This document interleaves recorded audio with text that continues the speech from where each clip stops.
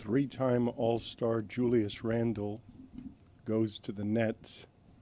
I'm assuming he's going to be a little insulted by the fact that it was him and the 28th pick in the draft, and what Minnesota got back was the 33rd pick in the draft. So Minnesota said, let me send that contract over there and get 5 picks worse in tonight's draft just so I can get him the hell out of here. Three-time All-Star Julius Randle. And he has to go back to New York after they won the championship on the team that traded him away for the player who had the hugest impact in that run. That has to hurt. He's just going to be in Brooklyn, looking over the water, looking at them celebrate all year long. We know who won the trade finally, because it was like a question at the beginning. Do you trade, Karl Anthony Towns and Julius Randle's at a wash? They're kind of the same player. Who won? He's had a weird career because by all accounts, Julius Randle's a really good player. Yeah. This is going to be like his 6th team. Three-time All-Star. I was surprised when it came out of my mouth. I read it, and then I said it, and I still didn't believe it as I said it. I wanted to say to myself, you're lying. Dan, you're lying, because he's not that good a player. He's an inefficient player. He's somebody who's very good at 18-foot jumpers when they need people who are good at 30-foot jumpers. The whole game changed around him. He used to be a good player. My God, would he have been good in the 50s? In the 50s, like Bob Cousy wouldn't have known what to do with all of that. I mean, to be fair, in like the early 2000s, he would have been really good too. Yeah, but in the 50s, he would have been amazing. Dan, you would have been good in the 50s. What are we talking about? There was that one year where New York was trying to tell us he's better than Chris Bosh. You remember that? It is a weird career for Julius Randle. It's not just that he bounced around. I'm going to say it again. You guys are shocked by three-time All-Star. Are you not? Are you not? Do you not find that shocking, three-time All-Star Julius Randle? I don't.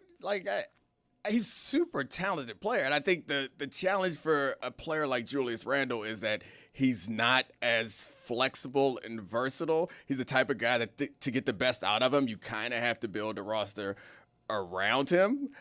But he's not good enough to go very far. Well, he's not good enough to build a roster around. That's They chose him over Nickeil Alexander-Walker, too, when they were doing the math of, all right, we're pressed against the cap, we're pressed against the second apron. Like, what are we going to do? Let's keep Julius Randle instead of. He's afflicted with sort of the same thing. I look at him a little bit like I would look at Aaron Gordon, where if he's your best player, you got a problem. If he's your second best player, you got a problem. If he's your third best player, you got a problem. But if he's your fourth best player, you might be okay. Was he not the 4th best player on the Minnesota Timberwolves? On the Lakers, he might have been the 4th best player as well. If he's your 5th best player, if he's your 6th best player, if he's your 7th best player, that's not fair. Aaron Gordon's really good at defense. They chose Ayo Dosunmu over him. It's the Dan Le Batard Show.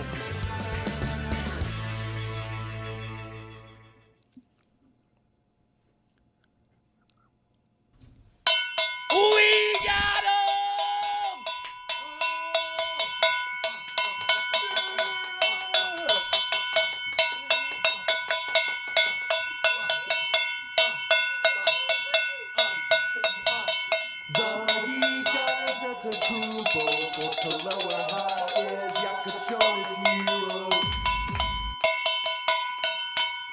Dan, you heard about the Tartan Army. This is the Cuban Army. The Greek army. It's got to be the Greek. We need it to be a Greek army. Yeah, we'll change that. Yeah. What is the word for ocho? Calle ocho. What is the word in Greek for ocho? You think I had that right off the dome, or? So I want to talk about everything here because it's extra special because you did it to Boston. And I got to think that a couple of draft picks got thrown in at the end because you got to do it to Boston. This is the most aggressive all-or-nothing move Pat Riley has ever made in a career filled with them, because it's the equivalent of 7 first-round picks is what it is, because you traded you gave them your roster, and you said, take whatever you want that isn't Bam. And they did, because it's not just the first-round picks. It's all of your young players. You've gone from a young core to an old core overnight. And in 2030, when some of those other picks come through, Milwaukee's betting Giannis is going to get hurt and those picks are going to be really good and that the Heat are going to be bad for 10 years. Like, it is the riskiest thing even though he's getting a whale, that Pat Riley has ever done, and it's aggressively desperate. They have a unique front court now that is, you think of Giannis, you want someone next to him who can stretch the floor. Bam is incredible. Let's start with the positive. The defense is going to be nuts. No one's going to be able to score in the paint on those two guys. They both can switch. Like, that's a good starting point. And they're going to be able to score in the paint. They haven't been able to do that for 10 years. Giannis does that by himself. They're terrible in the restricted area for 10 years. Giannis changes that. I'm excited to see what Spo does around this and what offense he builds around this. They don't have a ton of flexibility in order to bring in other stars. Like, it looks like it's going to be Powell and Wiggins if they cooperate. They may not even cooperate. So you're looking at Portis, Bam, and Giannis. Davion Mitchell, and not a lot else. They're going to have to go get shooting, but this is them betting on themselves. They say, we'll find Gabe Vincent, we'll find Max Strus, we will find Duncan Robinson, we will make shooters, and they will have it made easier for them by this guy playing, if he indeed does play, because he's not injured. But it's aggressive. It's what they gave up is more than they wanted to give up. That is not... Boston getting in the mix to drive up the offer, drove up the offer. Boston getting in the mix and offering Jaylen Brown, I assure you, Pat Riley enjoys causing that problem in that locker room. Oh, that's such a nice secondary pleasure to this. I mean, look, the goal is you get Giannis, you get the guy, you got the best player in the trade. That's obviously the most important part.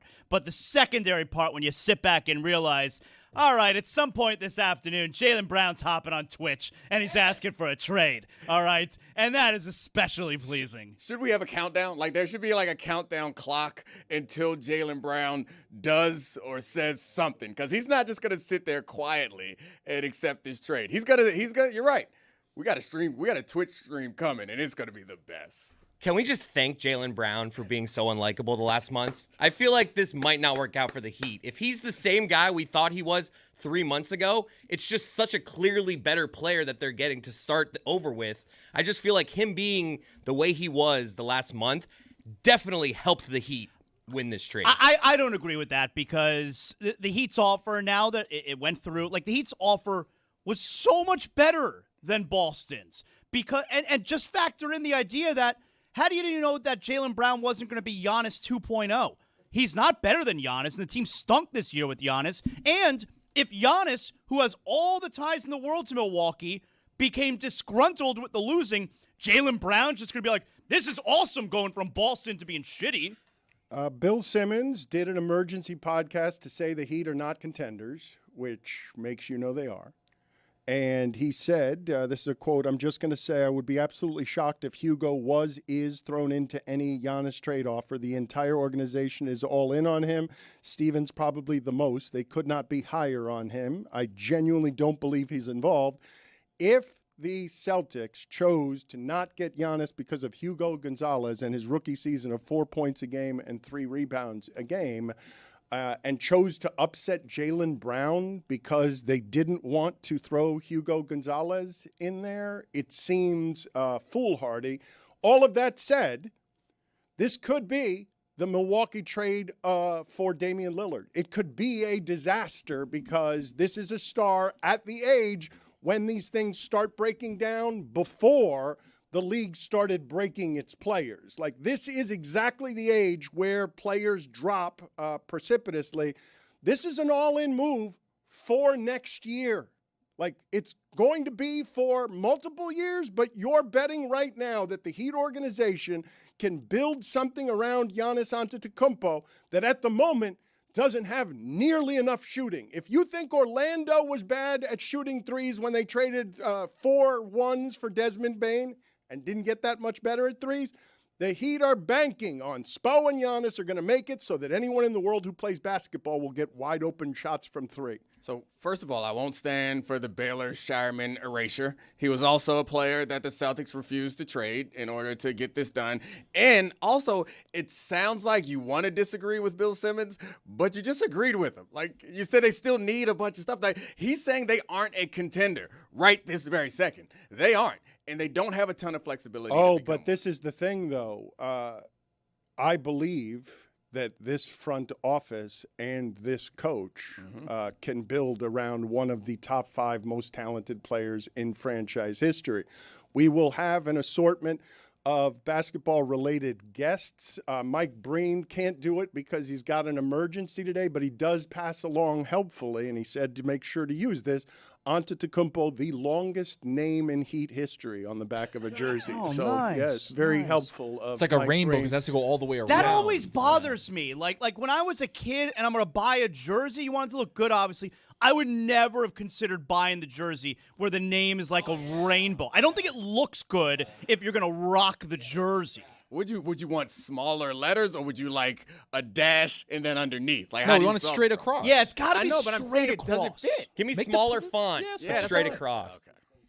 I also never liked if the first initial was on the jersey. Like, I was very pleased yesterday, Dan, when I saw the Panthers are printing out Brady Kachuk jerseys, but it's just Kachuk. It's not B Kachuk. I like that. I don't want to rock the jersey with the first initial. The same way I don't want the rainbow name on my jersey. Did anyone else get excited when Dan said Mike Breen passes along? I thought he was just passing along bangs. Like, oh, you guys got Giannis, so just pass to the group. A bang! He should do that. I mean, he should be able to send a bang. Rent a bang? Send it on over. Hey, you guys are having a great day today. You got Giannis. I send you a bang! Would this have been a double bang? Nah, it's a single bang. Winning the offseason is a single bang. But I think that you should be able to request a bang, and Mike Breen can determine whether he's giving you one or not. So when good things happen for you, you call up Mike Breen, send him a text like, hey, let me give you all the facts. We got Giannis, but we gave up a bunch of this. You're right. Can we get a bang? Can we get a bang? And he's like, no bang. The Miami Heat absolutely did win the championship of today. Today, the Miami Heat win the championship of Tuesday. Congratulations to the Miami Heat. We don't know yet because the NBA draft's tonight, Dan. Anything can happen in the NBA draft. So you can't really give that to the Heat yet at 12 o'clock I tonight. feel like I We'll can, see. though. I feel like I can. I feel like you think there's something. You think that there is anything that will happen during the NBA draft that will create the amount of conversation that this creates? Anything. Anything. LeBron moving, LeBron being traded. Yeah. No, I don't think LeBron moving does what this Giannis thing does. I think LeBron moving is like, it's something that we were anticipating, and I don't think it changes the balance of power the way Giannis does. What could happen is like the Thunder package up all their picks and move up to get one of those top guys. Then you guys might have given up a 3-1 lead for a Tuesday title. What if tonight the Heat trade for the number 1 overall pick? Oh, God. What are you talking Just about? make stuff up? Just anything? How? With They win what? the title, They don't though, then. have anything. Hold on a second. They don't. You did that already. I heard it the first time. It was a tiny little miniature explosion. It was like somebody throwing a rock in a pool. It wasn't like a mushroom cloud. Does that suggest that the brain that exploded is small, or the thing that took place is small? Because it's like a little. Yeah. It was the brain farting. Is what it seemed like. It wasn't the brain exploding. It was a very small brain pooping out a rabbit pellet of sound. So tonight, we still have our 13th pick, technically, but it's going to Milwaukee. I say What a stupid rule. we do a little funny business and pick the guy they don't want us to pick. Boom! 13th pick. You still get him. We still get Giannis. A betrayal? Burn! Gotcha! But everything goes through July 5th. Like when I was talking to Heat people last night, they were all like, Burn! I will not be happy till July 5th. I will not be happy. There will be no happiness here until July 5th. No, I swear they told us to pick him. That's what they You're told not us listening to to pick. me. I got your thing. Yeah. You're You just not understand? listening to me. This is a house of cards, Chris. It can fall apart at any moment. We can't do that. We have sent Jeremy out, intrepid reporter. He was with the Tartan Army yesterday at Marlins Park, where they're getting 20,000 people a game, and that army of people is drinking beer. I haven't gone to you yet. I haven't introduced you yet. I haven't said that what you're doing yet. I haven't. All right, fade him down. I don't want to go to him anymore. Get out of there. Please just go away from him. Was he doing a Tartan He Army does song? whatever he wants. He just doesn't listen, doesn't do what he's supposed to do. He just does whatever he wants. I also noticed he doesn't want to get next to the Wade statue, which is a thing for him. Like I'll get up right on the Wade statue. I don't care. Why don't He's you a go little over there and replace him? Oh, look at him. He's feeling all right. Okay, he's getting close to the Wade statue. Now we're talking. The who statue? The Dwayne Wade statue. Nah. I know. I mean, I know you know him better than I know him, but I know Dwayne Wade, and I don't look like Dwayne Wade. No, that looks like Michael Chiklis. It doesn't look like Dwayne Wade. It looks like the guy who started in the Shield and in the commish. Can I tell you? It's funny that you say that. I'm watching Winning Time right now, the story of the Lakers on HBO Max, and Michael Chiklis is Red Auerbach. He's a great Red Auerbach. Yeah. Well, thank you for bringing up Winning Time because it allows me to revisit a Pat Riley quote. Dominique, I don't know if you remember this, but throughout Winning Time, which was done by Adam McKay, Jeff Pearlman's book, yes, that's what the Dwayne Wade statue looks like. Michael Chiklis, you nailed it. right there. Thank you. Winning Time, the documentary, not the documentary, the dramatic reenactment of the Showtime Lakers. Docudrama. Thank you. In that show, you had Pat Riley just saying bleep Boston over and over again in that show because his hatred for Boston runs deep. I have told you guys before that when Pat Riley is in a room with Larry Bird or Michael Jordan, he still can't speak to them because of the scars they left. Like, he doesn't want to speak to them. So years ago, when they were playing Boston and Danny Ainge was the general manager of Boston, Pat Riley did something. He hasn't done this before or since. I've never seen a team do this. He sent out a team spokesman to say the following here. I'm going to quote. This is Pat Riley, but Pat Riley's words, you never heard Pat Riley say this. A soldier was sent out and told, say this to the assembled media about Danny Ainge. And the quote is, Danny Ainge needs to shut the bleep up. It wasn't a bleep, obviously, and manage his own team. I can't imagine how Tim Donovan felt going out as the vice president of the Heat and using the F word that way as a company spokesman. Danny Ainge needs to shut the bleep up and manage his own team. He was the biggest whiner going when he was playing, and I know that because I coached against him. Pat Riley did have to give up more here than he wanted to give up. We weren't talking about Jaquez being involved in this deal. And when I say to you guys, it's 7 first-round picks, you don't disagree with that, right? You understand that it's all their recent drafts. They basically went from a team that Pat Riley coached for the first, I'm going to say 20 years here, where it was all Dan Marleys and old people. They didn't develop anybody until Dwayne Wade. Nobody. Like, it was all old guys everywhere. Nothing got developed around here. And then they developed all of those young guys to be not good enough. And now they trade all of them for the guy who's an immortal, who's unquestionably an immortal, because the hardest thing to do is develop an immortal. Milwaukee developed this one for you, and now you steal him with 7 first-round picks. And Bobby Portis. Yeah, don't forget. He's a dog. Eyes are crazy. He can shoot. He gets switchable defender. It's an old team now. It immediately becomes an old team. Goes from a young team that wasn't good enough to an old team playing for right now, for this minute. Throw the balls out there right now because you don't want anyone to get hurt before they're 32.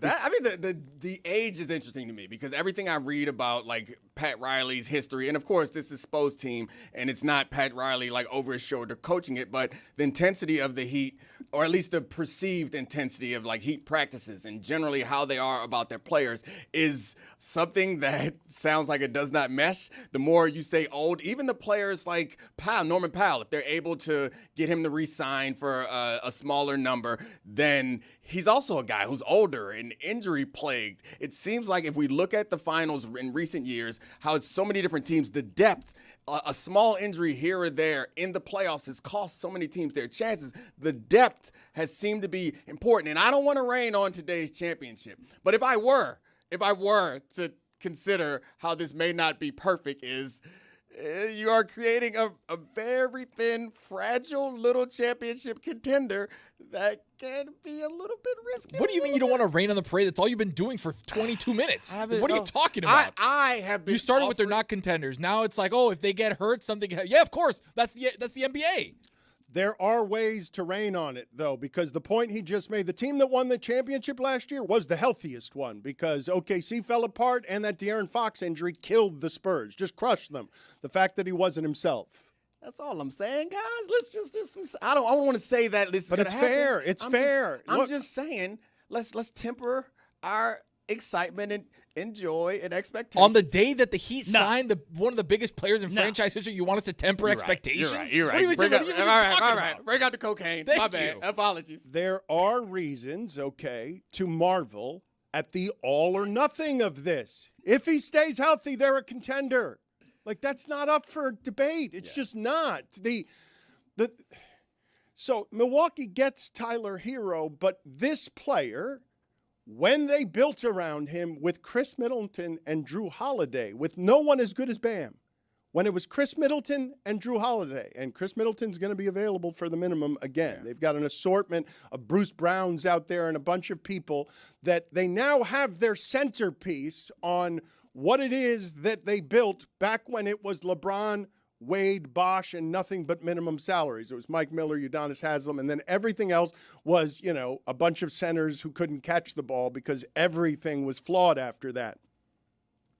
The idea is you make yourself relevant enough with a superstar that he brings you the players. Come play in Miami with me, shooter. Guy who's a shooter who thinks that all his life he hasn't quite gotten the chances that he needs to get. Here's a guy who's always at the rim, feeds at the rim. The Heat have been bottom 10 in the league for about a decade at the rim. Like, since LeBron left, guys, I don't know if you know these numbers, but they're horrific. Like, when you look at some of the things with the Miami Heat that have happened since LeBron James left, like, they've got a 50-win season in the 12 seasons since LeBron. 150-win season, okay?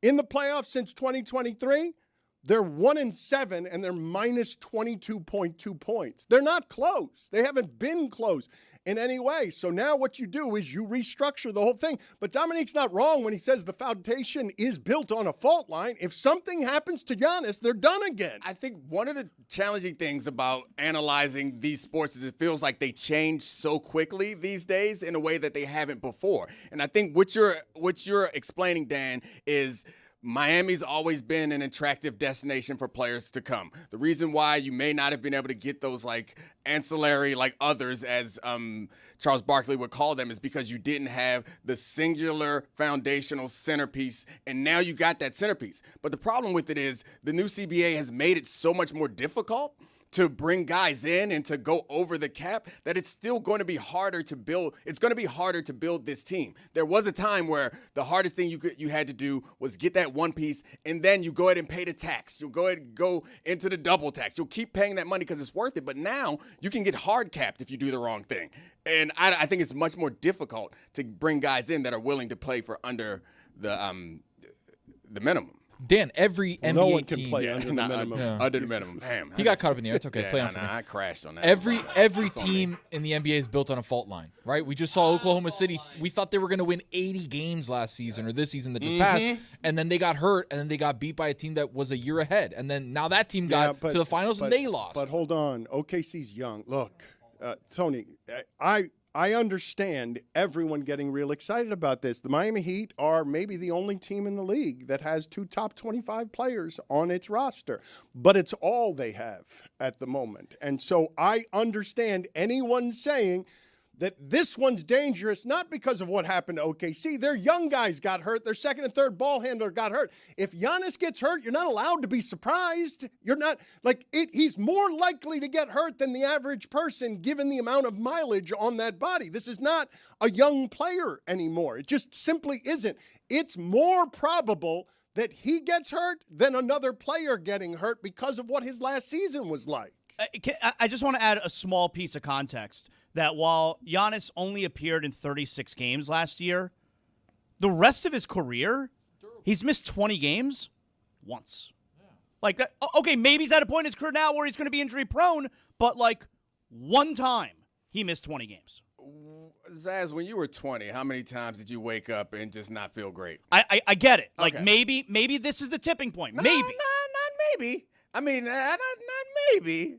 It's going to be harder to stay healthy for him at this point. Like, that's a fact. That's what happens with age. And I think the point that Dan made is a little bit a little disingenuous in saying this is the only team with 2 top 25 players, because they aren't complementary players necessarily. They're 2 really awesome players.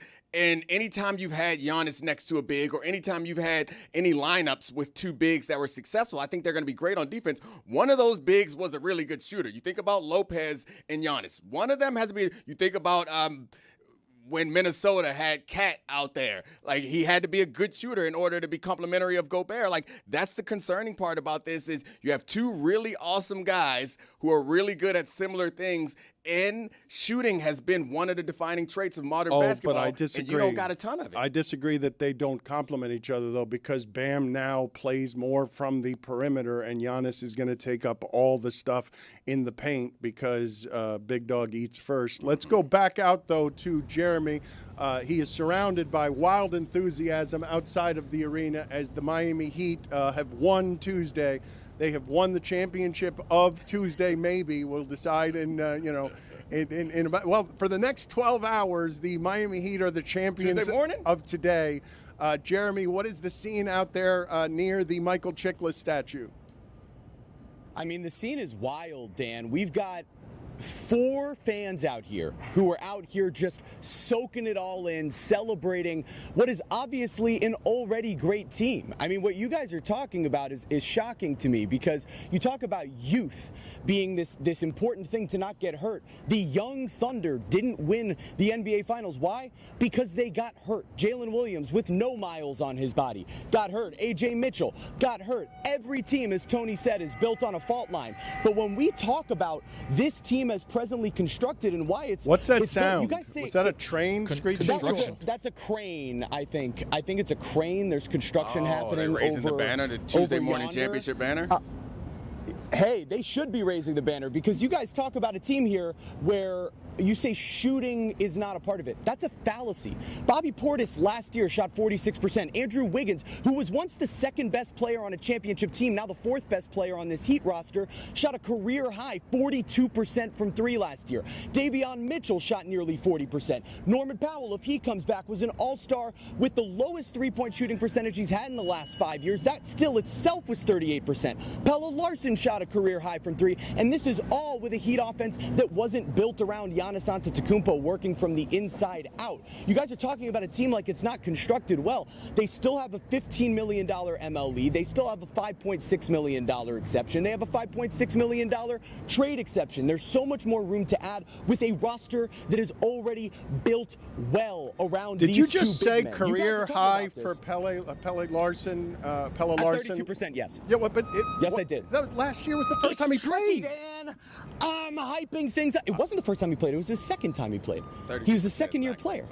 Pella Larson is, what really excited me is I watched Bill Simmons say that the Heat are not a title contender, and he named the 6 guys on the team, and he didn't include Pella Larson, and I cannot wait until Pella Larson goes into Boston in the postseason and drops 22, 6, and 4, and then Bill Simmons learns who Pella Larson is. Turn him down again. Just turn it. Thank you. We'll come back to him later, maybe, agreeing with Tony. While making the points that the Thunder people have gotten hurt.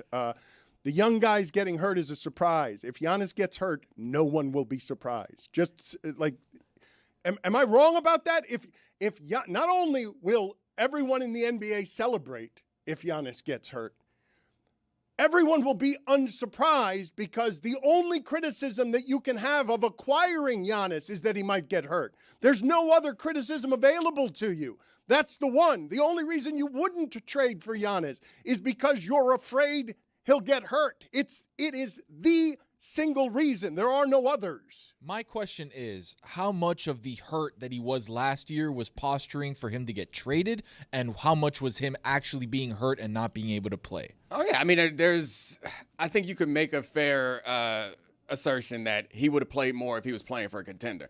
I'm not arguing that last year is predictive.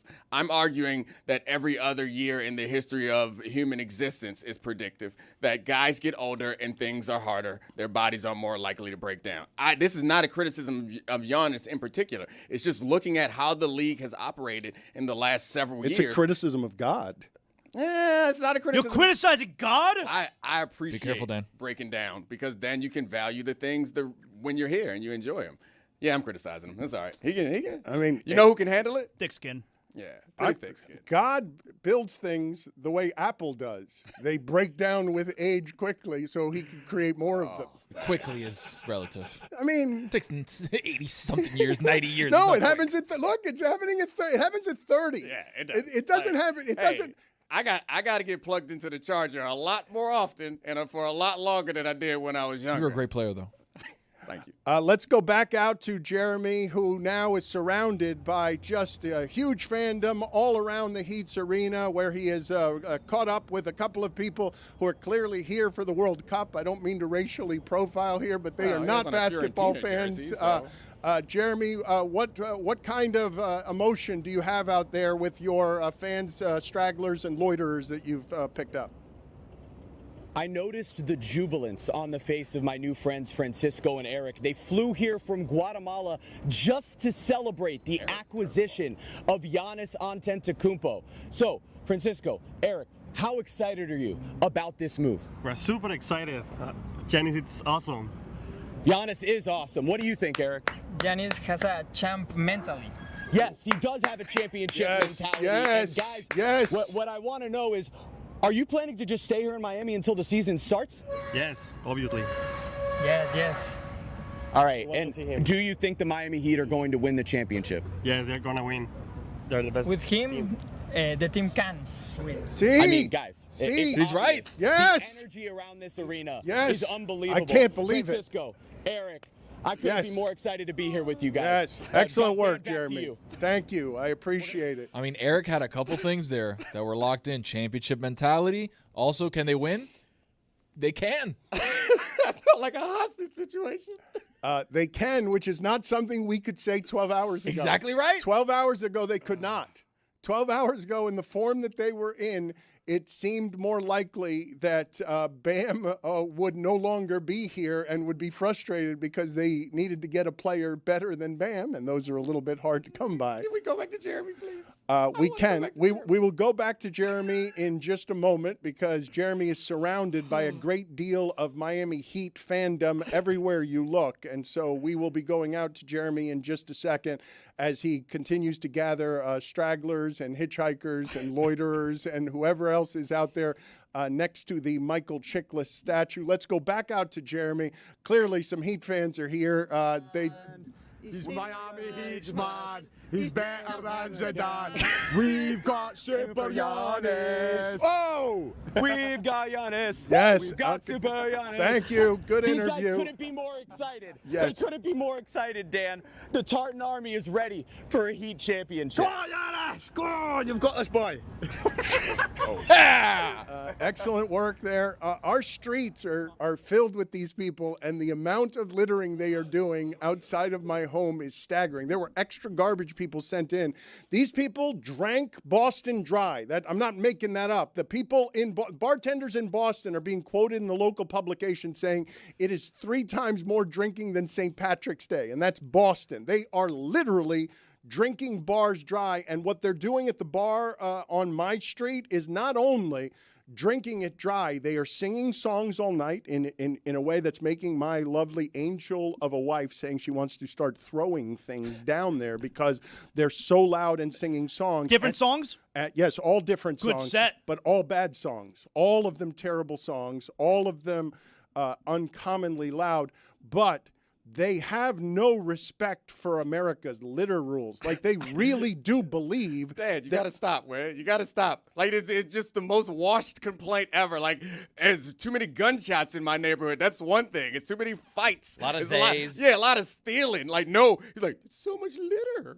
It's just so, I mean, you know how many trash men are in my streets now? the beach is not a trash can, Dominique. It's really disrespectful what these people are doing to our streets. The only point I'm making is your complaints, while they feel really serious to you, it doesn't for most of us, it's like, oh, okay, it's a little bit more trash.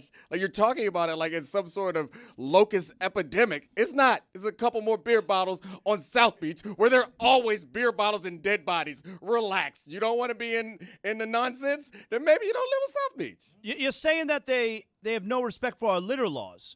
Do you think they're allowed to litter in Scotland? Maybe they are. I don't know. They must be. They must be, given what it is that I'm seeing in the streets. The fine for littering is $1,500 for the first offense. $1,500. Yeah, not there. Man. Not to them. Put it on the poll at Le Batard Show. Did you know that the fine for littering was $1,500 for a first offense? I did not know that. And Miami Beach. Let's do it. I got some info here. AI is telling me, no, you cannot litter in Scotland.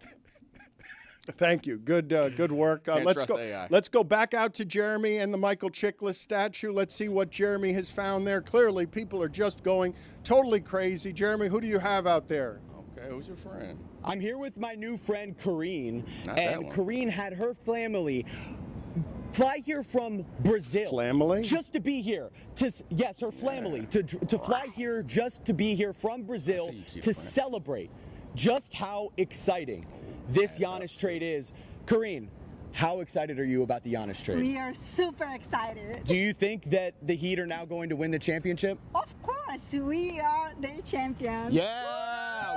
Of Tuesday. She knows already. Yeah, Karine! Yes, thank you. Champions of Tuesday. Thank you, Jeremy. Jeremy, you've never had a better day. Your efficiency is extraordinary. I appreciate that you're out there hustling. I would appreciate if Dominique leered at people just slightly less. Man, The that's report- that cheetah print. The one for me with the tats too. All right, That's my gimmick. seemed like a good time. Sorry, Zaz. My bad. I'll get out the way. You The can. report. $1,500 for an initial offense on littering sounds aggressive and is more than I would have ever considered. Are you sure we have that right? This is Miami Beach, FL.gov. This is the government site. So, yes. So you've got the security guards on the segways on Miami Beach stopping at Tartan Army who are throwing cigarette butts and beer bottles at them. The point that I'm trying to make is simply that the amount of garbage people who are now in the streets cleaning up the bagpipe debauchery that these people are leaving behind. I just imagine that you could find a better way to illustrate the complaint. Saying we got a lot more people picking up trash. Like, I don't feel like you're being overrun or in trouble by, like, we can't sleep at night because they're singing all different songs. Like, that's different. Can you imagine the number of people picking up trash in the streets? It's like it's South Beach, Dan. It's always a lot of trash in the streets. Not exactly.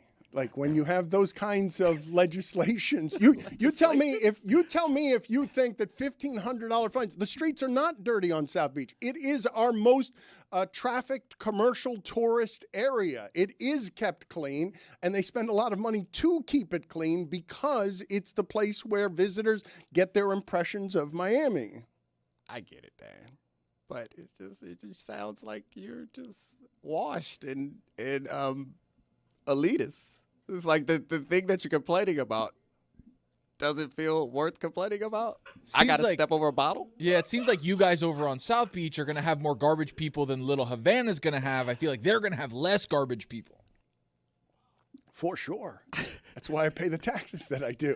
Do you realize that when Memorial Day got closed down in a racist offense that had not just too much police, but also they put an air and sea show there so they knew the military would be around too, and so that they eliminated black people partying on that strip of land because they called a state of emergency. DeSantis made a state of emergency and a curfew when some black people were seen having sex on the street south of 5th.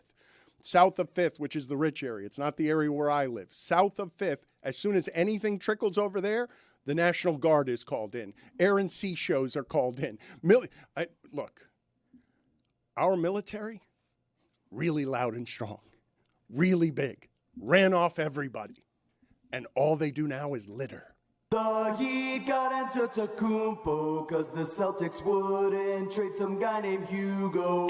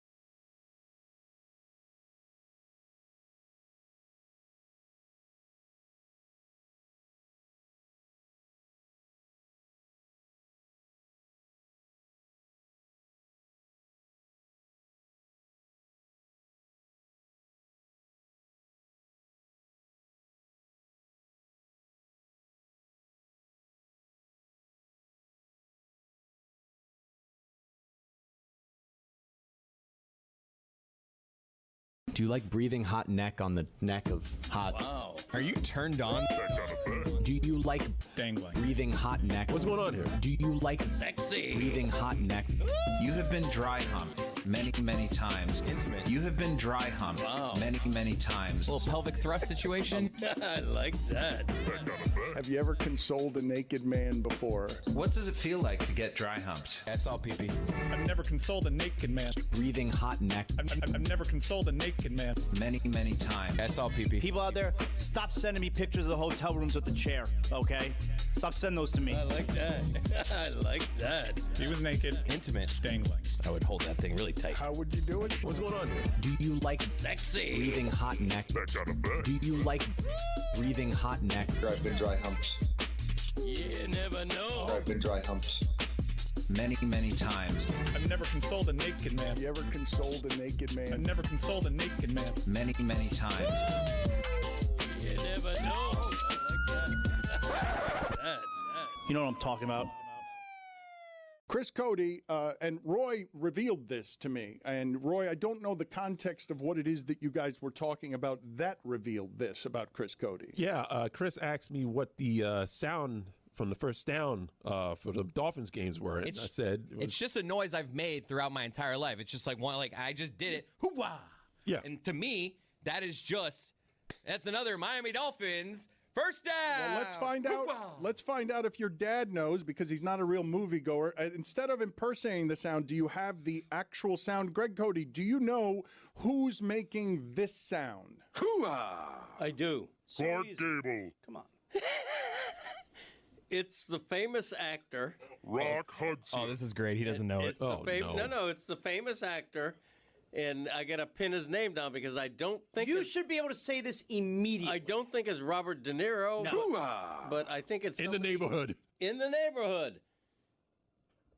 Give me a second. Hoo-ah! Robert De Niro. Humphrey. Al Pacino. Hey, there you go. If someone said that in his headphones, you're fired. Now, No, what movie? nobody said What that. movie? It's APEC. What movie? Streetcar Named Desire. You ain't you. No, you're not man enough to know the truth. Something like No. That's a few That's good the one I men, bought. and that's a few brutal. good men. Good answer. Good answer.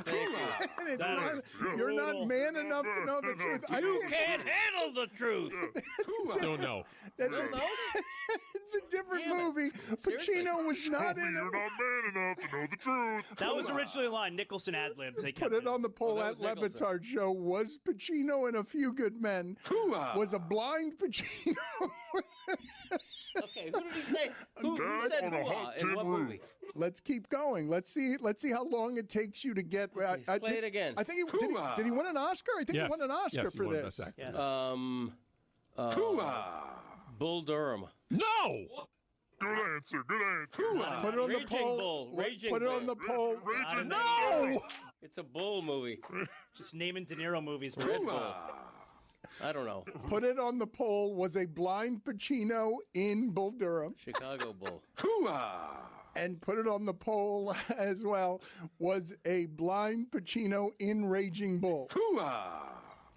First of all, it's a really random thing to have stick in Dolphins. I say it all the time. No, but it's been for 30 years. That movie's 30 years old. I don't want to tell him what the movie is. Keep guessing, Greg. Keep trying to guess what the Al Pacino. How many Oscars has Pacino won? Because he A Few Good Men. You already guessed that, and we already told you that it's not A Few Good Men. Okay. And you're not man enough to handle the truth. Right. Okay. Classic line. It's got a military theme to it. I just can't come up with a It's name. not a military theme, but I think he's a former military guy. Okay, He was a colonel. There you go. Patton. Colonel Sanders. I don't know. I'm never going to get it. I don't know movies. Wow, it's his only Academy Award. The Greg doesn't know scent movies. of a Woman. See? I told you I was going to get it. Your son had no idea where that sound Where I was get it from. from. This is really? 2 generations of idiot. Pop No. culture idiot. I knew it was Al Pacino. Greg, you cannot listen to De what you Niro. just did for the last 4 minutes and say that is some sort of expertise that you're bragging about. First of all, I speak for moviegoers in general. Al Pacino and De Niro are always interchangeable. They're always mistaken for each other.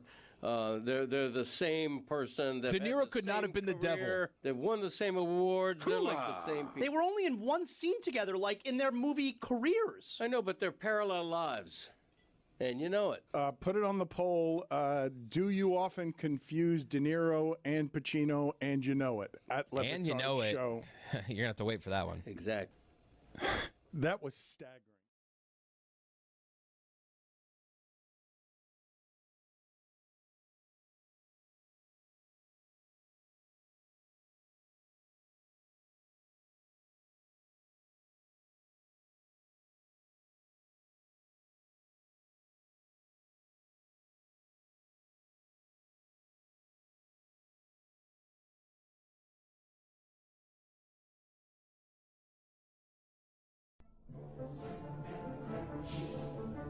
Bucks and Phoenix Suns opened up the NBA Finals last night with Giannis Antetokounmpo. The NBA player Giannis Antetokounmpo caught my eye. Bucks star Giannis Antetokounmpo. Giannis Antetokounmpo. Milwaukee's Giannis Antetokounmpo. Milwaukee star Giannis Antetokounmpo. Giannis Antetokounmpo. Giannis Antetokounmpo. Giannis Antetokounmpo. Giannis Antetokounmpo. Giannis Antetokounmpo. And with Giannis Antetokounmpo. Giannis Antetokounmpo. Giannis Antetokounmpo. This episode of the Dan Le Batard Show is presented by DraftKings. DraftKings, the crown is yours. We are going to have an assortment of people on today to talk about this trade. You cannot say that the Bucks won the trade because the team that wins the trade is always the team that gets the best player. However, the Bucks did play this correctly and squeezed the Heat for about three things that the Heat did not want to give up. Like the Miami Heat paid max value for Giannis Antetokounmpo, and they wouldn't have 4 or 5 months ago. And they had to pay max value because it is clear now that the details are rolling in that basically the roster was pushed over to them, and they said, no, don't want Davion Mitchell. We'll take what we want here. And you'll take Bobby Portis and you'll get Antetokounmpo. But this is absolutely more than the Heat wanted to give up. And the Boston Celtics getting involved drove the price up on the Miami Heat. Yeah, the Bucks played it well after playing it really poorly. Like, they should have traded him last offseason. This whole wasted year, I think, Giannis's value went down, and they still got a bunch for him, but I think it's less than – this is why you probably feel good, even though they handed over the roster, or this Miami fans feel good, even though they handed over the roster. This is less than I think we would have thought Giannis was worth last season before he had this particular season, and a lot of people who might have been in the hunt for him and pulled out. So I think the way that things happened for him, it worked out well for both teams, but I don't feel particularly great for the Bucks' future. I think the one team that's walked out of this trade that feels like they have had like a real chance, obviously, immediately is the Heat. The Bucks in the future, they're hoping to get lucky in the draft with these picks. But they got younger. Do you think, Zaz, do you think that Dominique has that right? Because I don't know if there's a way to play any of this well. Once the superstar is disgruntled, I haven't seen a whole lot of examples of people handling a right way to handle any of that. Do you think he's right, though, that a year ago, Giannis, before last year's disastrous season, Giannis would have gotten you more than this? Because this is, whether you like Tyler Hero as a one-time All-Star or not, this is a lot of young players, and it is 7 first-round picks worth of draft capital. Yes, I think they waited a year too long, but everyone waits a year too long. Like, the Heat waited a year too long with Jimmy Butler. So it's really hard to pull the trigger on this kind of player when, even if you know it's going to help you rebuild, before the player makes a mess of it, to wind up having, the balls to make that move. But they did make the right move in not trading him at the trade deadline and then waiting till the summer, because it did net them at least the 13th overall pick. So in that sense, Milwaukee did a great job. I thought Milwaukee got a haul. I really do. I think they got a haul. And this has been my biggest beef with the Miami Heat over these last few years when it comes to not being able to land the big player in trade, is this team has not been willing to give up enough where it hurts, even though you're getting the best player in the trade. the Heat have been stubborn, and they have not wanted to allow the move to hurt. This hurts a little bit. They gave up everything, and that's what's necessary to get a superstar player.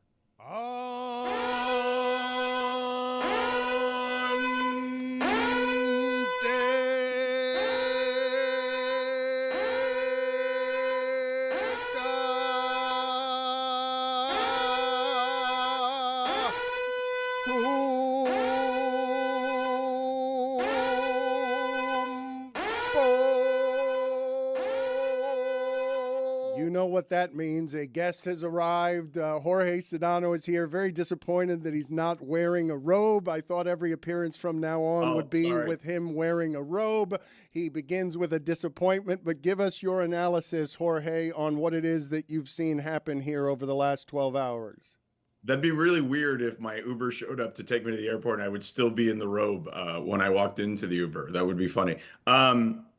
Look, the reality is you never give up, quote unquote, too much for a superstar, okay, of this caliber. One who has a championship pedigree, one who clearly wants more titles and is still in his prime. Yes, I understand the issues with games played. I would imagine, much like when Shaquille O'Neal arrived in Miami, he will be extra motivated to play as many games as humanly possible and show the rest of the world that he's still one of the top 5 players on the planet. There's not a caring problem with this human being. Like, you're not going to get somebody's weak effort. Like, this is going to be the most motivated him that you're getting. Oh, I don't think there's any question, right? Because he's been written off in a lot of ways. I mean, for Christ's sake, and, you know, Dan, you and I love Wilbon, but, like, he's going out there saying, like, you know, what's Giannis? Like, who's Giannis? Like, I'm over Giannis or whatever it is he's saying. I'm paraphrasing now, but it's like, what are we talking about here? Like, this guy legitimately has been in the MVP conversation outside of last year because of games played. I guess what, the last 7 years? Top 4 the last 7 years. Top 4 MVP voting the last 7 years before last. Right. So, I mean, this guy is at the pinnacle of where you want to be in the sport, and he's had some bad injury luck. I will say this. He seemed fine to me running on the pitch the other day playing soccer, wherever the hell he was during the UEFA Champions League. So I think he's going to be fine. To your point, yes, he's going to be incredibly motivated. And here's the other thing. The Heat have a history of building this thing out for their superstars. It may not happen in year one where they win a championship, but they will build a good enough team to potentially get to the finals, okay? And potentially get out of the Eastern Conference. And much like we saw with LeBron, right? Like, I think that maybe year 2 is the year they win the championship. The window for this team is, if I had to say, the next 4 to 5 years with Giannis. And then, in theory, you would see a decline. I don't know if you will, right? We've seen a lot of athletes. George, that's optimistic. I think it's the next 2 or 3 years. Like, that's to expect him to be at 35, 36, and 37 is to trust that science has just totally rearranged the aging process, which maybe it has. But I don't. You're going way out on this. Like, the reason I say this is the most all or nothing move of Pat Riley's career is if he gets hurt, it's really going to hurt in 2030 and 2033 when they're giving up those draft picks because they're not going to be very good. Yeah, but I think with the way the lottery works now, if this is the way we continue to do it after the next 3 years, then I think that actually aids them a little bit. Yeah, I would disagree with you. I think that 3 is the floor, and I would say 5 is the ceiling on this particular move. You know, I don't know if you'll get to 5, to your point. We can kind of meet in the middle and say 4, I think. He'll be 32 in December. But I don't see him slowing down. I mean, I think that, to your point, bigger, stronger, faster. You've been saying that for 20 plus years. And I think that will continue to be the case, including with the help of modern training and medicine and things of that nature. And by the way, that's not to say that he doesn't continue to add to his game as he gets older. I mean, I've seen him hit shots, in the mid-range in ways I had never seen him hit shots like that in previous years. He actually had a good season, I feel like, from the mid-range last year. Is he ever going to be, a good shooter? No, but Dwayne Wade was never a great shooter. Their job is to surround him with good teammates, and I think they're going to be able to do that in short order to some extent. And then I think somewhere over the next offseason or so, they'll be able to create what is a team that can be sustainable for at least another 2 or 3. Yeah, the Giannis shooting, I think, is like a complimentary thing. Like, he's never going to dominate in the way that he has in the past or any other way other than the explosive athleticism. But I think more interesting than what happens for Giannis 5 years from now is the moves that can be made immediately. I think we all would agree that their chances to win are in the short term. Have you given any thought to the moves that seem realistic under this second apron era that this team could make to make themselves a contender right now, this year and next year? Yeah, look, I'm with you on that. I don't think, this is not a build for the long term. We're all in agreement there. I don't think there's any doubt about that. I just trust this organization to do what they've always done. I mean, for God's sake, they went to the finals twice with Jimmy Butler and 6 guys who played in the G League for decent stretches of their career. And we haven't even talked about Eric Spoelstra yet. Eric Spoelstra is still, in my opinion, the best coach in the NBA. Now, I will say this. Coaching has gotten a lot better, okay? I think the margin of where Spo was the best coach to who the second best coach has shrunk tremendously. I think that there are a lot of coaches that you can put in a similar category now with Eric Spoelstra. But to me, he's still the guy who does the most with the least. And I think that will have to be something that they'll have to do a little bit of this year in this transition year to get them to where they want to be, which is back in the finals. I think it's possible. New York is still going to be a team to contend with, clearly. They're going to be able to bring back their starting 5. We'll see what Boston looks like after all of this. But at the end of the day, the hardest thing to get is the superstar, and a top 5 superstar at that. You've got one of those. The rest of the build can work itself out this offseason and perhaps next. A very disappointing appearance by Jorge Sedano because he was not wearing his robe, and he promised us just robe appearances for the rest of time. We'll see how we handle that punitively. Thank you, Jorge. We will talk to you soon. One last thing, Dan. I spoke to your dad on Father's Day, and his commentary to me about the finals was, Wemby le hace falta unas croquetas. I mean, he could use some breaded fried stuff in order to gain some weight. Thank you, Jorge. Appreciate the time. Dominic, I want to ask you something as we talk about what decline looks like, because for some reason, and this is always interesting to me, okay? We just tend to ignore defense. And Giannis was Defensive Player of the Year in 2019-2020. He had been on the all-defensive first team 4 years in a row, and he hasn't made any the past 4 seasons. So when people say that last year was his best year, well, offensively, statistically, he was pretty good while missing games. But that's how the slowing stops. The Lakers are a bad defensive team. I actually got worried about the Lakers getting in this game because there is no team in the sport more helped by Khalil Ware than the Lakers would have been. And they were interested in Khalil Ware. They're bad defensively. And they're bad defensively because LeBron can't play defense anymore because he's 41. And the decline, usually you can't see it. It's not easy to see, but that's where you'll see it. You'll see it on the defensive end if you're looking there. But most people are never looking there. Yeah, I think there's tons of different ways to get anything done on the basketball court in any sport, honestly. But the easiest way to do just about anything is be bigger, faster, stronger, more explosive. When those things start to decline, that's when you got to figure out some other ways to impact the game. And I think that's what we're talking about. That's why Sedano and I and probably you have different prospects for what's going to happen when in this, or how big this Giannis window is, in large part because that physical decline is going to hurt his defense, and that physical decline is going to hurt his offense. It may be imperceptible at first. It may not show up immediately in the stat sheet, but it's going to show up somewhere, and you need to support it. Well, what they've done, though, and this is not a small thing, okay, because I will tell you that the Atlantas of the world and the Sacramentos of the world, they go a long time without having what I'm about to say. What the Miami Heat just did, which is a hard thing to do, is they are now relevant again. You can discuss anything else here in the trade that you want. The Bucks are not. The Bucks traded for a haul, not relevant. The Miami Heat just got the entire league's attention, including New York's, because they are now a defensive team, because Bam will carry that side. Bam has never had a defensive player next to him with this particular resume. It's not happened. Like, Davion Mitchell is an unbelievable perimeter defender. Like, he is really good. And while they have trouble shooting right now with the roster that's presently in front of you, Giannis will make that easier in a league that has gone towards shooting because of how much easier he makes the sport. Because I'm going to say it for the third time in the show.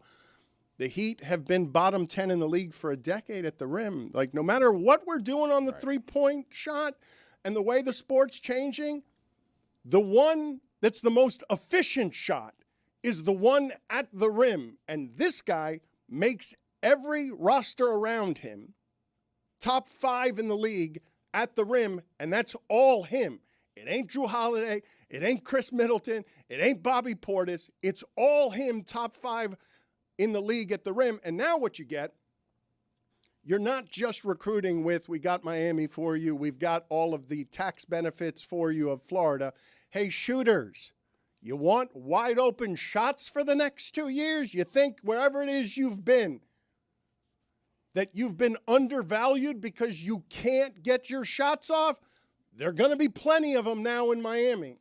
And you want defensive protection? You get blown by? That's all right. We got 2 guys at the rim that not very many people want to challenge. You don't want to have to go over top of screens all the time. We got 2 guys that are comfortable with the switch onto just about anybody in the NBA. So, like, I do think it's an easier sell. But the hard part is with the new rules, we're not going to be able to pay. Like, you just can't. You can't go over the cap. You can use some of the exemptions if you get cooperation from Powell and Wiggins. You get some cooperation from them. Then you can go over the cap. You won't. Powell's gone. Yeah. So why do you say that? Because he's not taking a huge discount. He won't. Why would he? He's just coming off his first All-Star season. He's not going to do that. But he doesn't have to take a huge discount. Like, they have his bird rights, and they could pay him. I mean, they're not going to pay him anything crazy, but, like, they could pay him if they want to pay him. Right. If you the bird rights, then you're going to be increasing your spend, and it's going to make it harder. You're going to need Wiggins to opt out and then sign a deal that's smaller. Like, you're going to need some cooperation. This is from Windhorst just now, and Windhorst will be joining us later in the show. They're going to lose their all-star Norman Powell unless he takes a crazy discount. He's going to be gone. But to Dominique's point, like, if Wiggins can opt out and then he can go for a longer deal that's shorter money up front, they can presumably work something to keep Norman Powell. Plus, on top of that, Dan, do you know the greatest shooter of all time is available? Luke Kennard. Yep. They know. We don't. They know already whether Norman Powell is going to stay or going to go. You do not make all of these moves. They know. We might not know, but rest assured that they already know, and they've gone to Norman Powell, and they have their answer on whether that's still going to be here or not. I wouldn't assume it will be. One thing that hasn't changed as much as the NBA has changed, and as important as shooting is, it feels like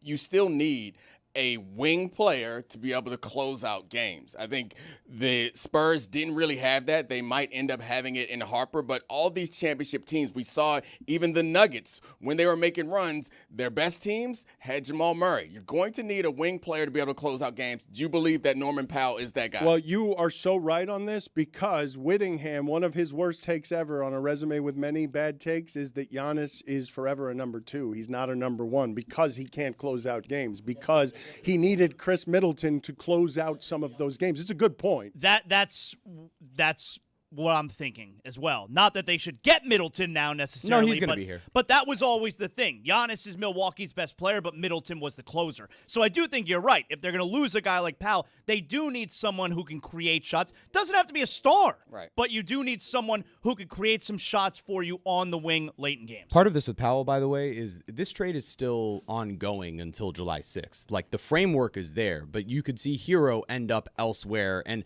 now is the time that more and more teams are going to try to get in on this. So, theoretically, Norman Powell could also be a sign-and-trade candidate. Whether it ends up being here or not, the Heat using that contract to land other pieces for this, if it's not him, is not just a possibility, it's a probability at this point. It's actually a really interesting point that Jeremy makes there, because normally when you have this kind of deal, and yes, okay, so the deal's out there, and because it's not official yet, so we're in like a moratorium, there's a few days and other teams can latch on and the deal can expand. But usually during that period of time, okay, dudes are agreeing to deals here and deals here and deals here, and you may lose out on guys.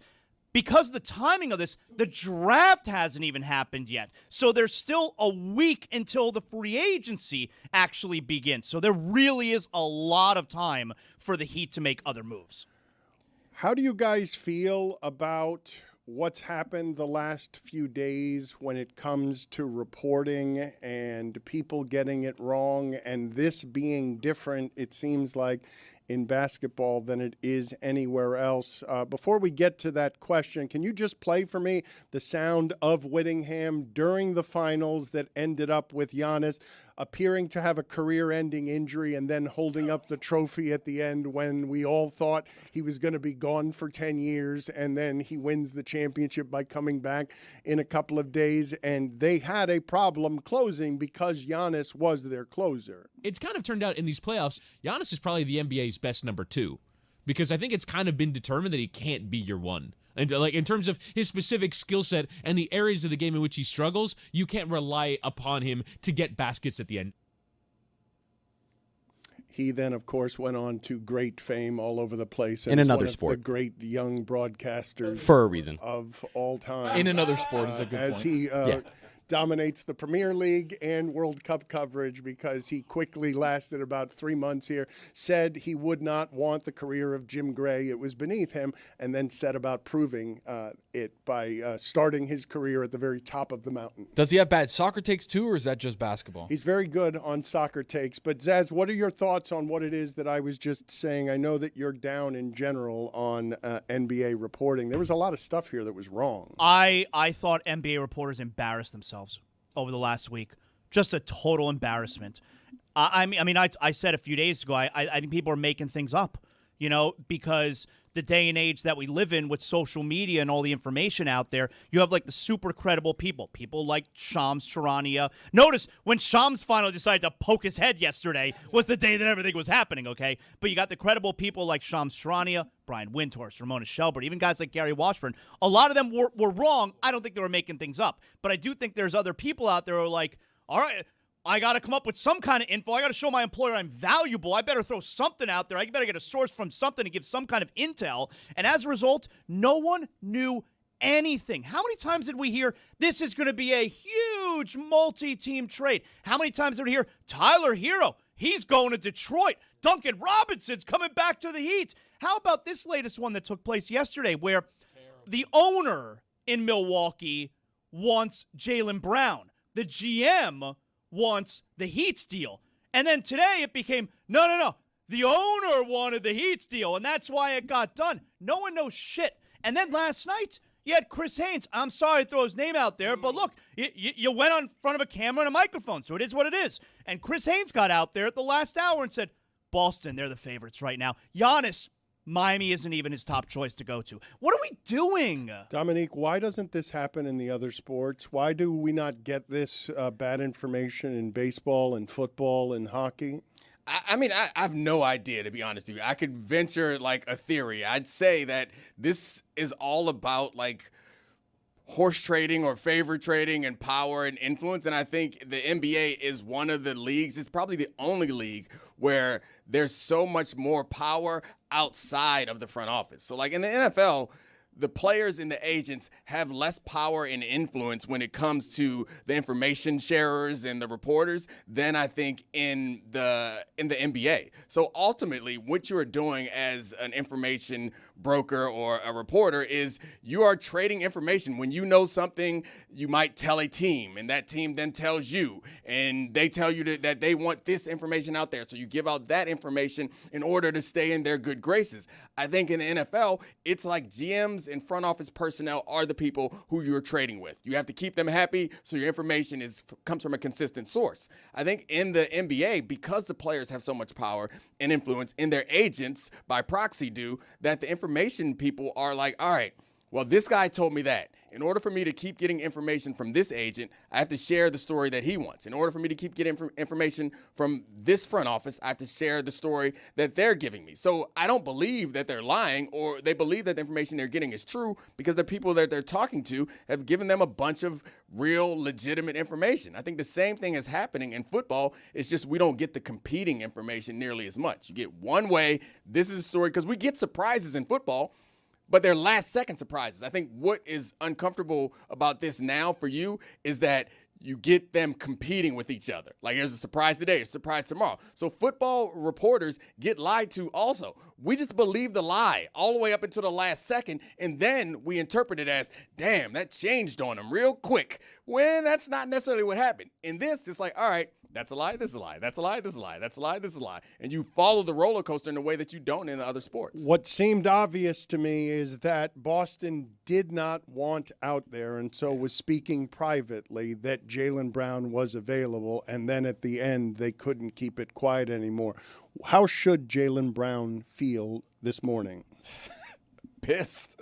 I mean, how should he feel and how does he feel? I said jokingly earlier that we should have a countdown until he has a Twitch stream where he says something explosive. Like, I could understand. We went through some of this yesterday, that it's impossible to disentangle your emotional reaction from the business of the sport. We all know that it's a possibility that you could get shopped, and it still hurts. I was traded, not nearly as good a player or as impactful a player for a team. It still kind of hurt my feelings. It worked out for me in the long run, but it's still kind of like, oh, damn. All those pregame speeches, we're all a family. We're all working together. Yeah, what happened? You don't believe what Richard Jefferson says, that Jaylen Brown should take it as a compliment that he's in the conversation with this particular player? Absolutely not. It's not. He should, but he won't. No. I think that's the answer. He should, but he won't. Dan, how is there not like a big-time sponsor that calls up Jaylen Brown today? It's like, yo, we're going to sponsor your Twitch stream this afternoon. If he goes on Twitch this afternoon, that's getting millions of views, right? How is this not an opportunity for Jaylen Brown to make a ton of money? Call him up. We should sponsor his live today. I got 5 on it. Brought to you by the Dan Le Batard Show. Let's go ahead and make that negotiation.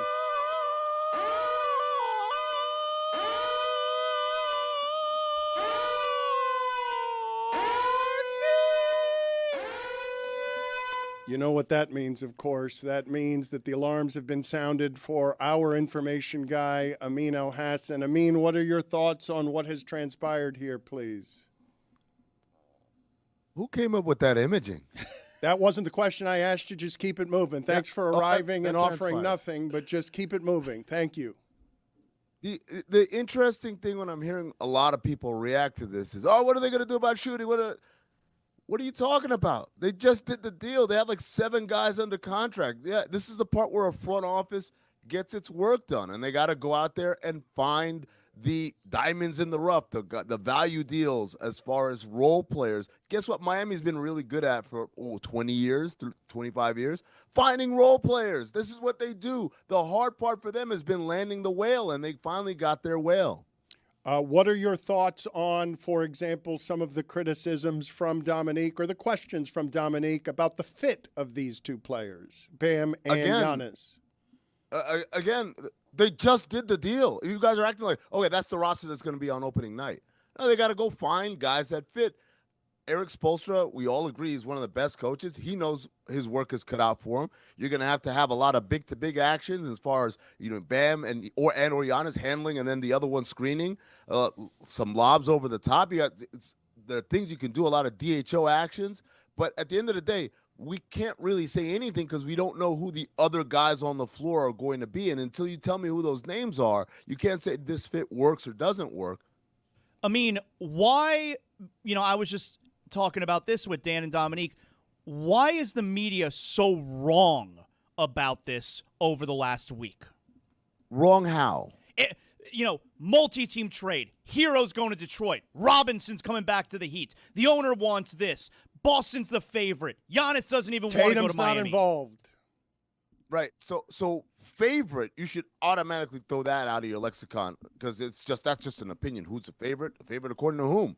According to the Bucks, if it were, then they would have done that deal. So anytime someone tells me that's the favorite or whatever, you're just handicapping the odds based on what you're hearing. But when you talk about, I thought these guys were going to go in a multiple team trade, Jeremy actually said it earlier. The deal doesn't get done until July 6th. The reason why that is because there are going to be more teams that get their name in there, because Milwaukee may not look at the guys that they got and say, yeah, I really don't have a place for Tyler Hero, who's up for an extension soon. I really don't have a place for Jaime Jaquez, who's up for an extension soon, but someone else might. These guys are clearly, good NBA players who can help good winning teams. So if I can get more picks, if I can sit back and say, hey, what'd you get for Giannis? Well, I got 3 from Miami and a swap, and then I got 2 more for Tyler Hero and 1 for Hawk. So you sit back and say, I traded Giannis for 6 or 7 picks. That sounds a lot better. But again, we have a long time here between today and July 6th for other teams to get involved in this and for this deal to get bigger. A reminder that the Miami Heat made the finals with Gabe Vincent, Max Strus, and Caleb Martin. The hard thing to do is to get the player better than Jimmy Butler, which is what they just did. They got the player better than Jimmy Butler. Outside of injury, go ahead. Dan, and to piggyback what you just said there, all 3 of those guys were guys that anybody could have had. Gabe Vincent was in the G League. Max Strus was in the G League. Caleb Martin literally came in like in late August to come just play pickup with the hopes that maybe he'll impress the brass and they'll give him a camp invite. So, and like you said, hey, there were people who were saying that Caleb Martin should have been conference finals MVP that year. So if there's any organization in the world that you could say, wait, where are you guys going to get the rest of the role players from? And you say, I wouldn't worry about it. It's Miami, because they're good at finding these guys, developing these guys, and putting these guys in a position to be successful. Outside of injury, how does this fail for Miami? Well, I mean, again, if they struggle to find enough shooting, right? I'm not going to say that, they signed 1 shooter, now they're fine. You're going to need multiple shooters out there. That's going to be an issue. Playmaking, I think, is going to be an issue. A big question you got to ask yourself is what's going to happen with Wiggins and Powell. Wiggins has a player option. Now, the hope is he opts out, signs a longer deal for lower money. That gives you a little bit more breathing room to work with Powell. But if they can't re-sign Powell, then you have to start working the phones hard on the sign and trade, because, again, there aren't too many teams with cap space out there for the type of money that Norm Powell is looking for. So he's got to land somewhere with a sign and trade. And if that's the case, can we get assets back? And most of the time we think about assets as, can I get picks back or whatever? But in this case, the Heat are probably looking for a player back or players who can come help them. I mean, Bobby Portis, do you think it was more about Milwaukee saying, here, take this guy, we don't want to pay him anymore, or the Heat wanted him?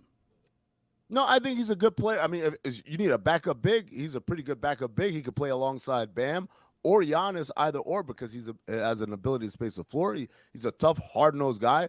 Look, if you talk about Miami Heat culture, I think Bobby Portis, a nasty kind of I don't make friends out there type of dude, fits in perfectly there. And his contract's not that bad. I think he has 1 more year, and then after that it starts getting real flexible. So for Milwaukee, I think the biggest thing for them are the picks. They got into a lottery pick, another lottery pick here in this 2026 draft, and then you got 2 picks that are far enough in the future that anything can happen. And remember, when you acquire another team's picks, basically you're betting, hey, I bet by the time you have to give me this, you're going to be awful.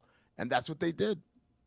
I mean, when you look at the Eastern Conference, you look at the major players. Obviously, the NBA champion sits in the Eastern Conference now. I know the roster isn't done yet, but how does this team stack up against elite teams in the Eastern Conference? Well, they have an advantage, Stoney. They're great interior defense on day one. We know that. They're probably going to be great perimeter defense because those guys are 2 of the very best as far as bigs being able to guard out in space. But as you probably could tell, like, hey, how did the Knicks beat the Spurs? They had like 9 or 10 dudes that could come in and play. And again, let's talk about some of these guys. They had Landry Shamet was a guy that was signed on the last day of the year. Jose Alvarado was acquired for very low kind of stakes. Jordan Clarkson was a buyout and came in for minimum. Those guys all played a role in New York's success this season and this playoffs and indeed in these finals. So those guys are out there. But the point is, the Knicks did it with depth more than anything. They didn't really have.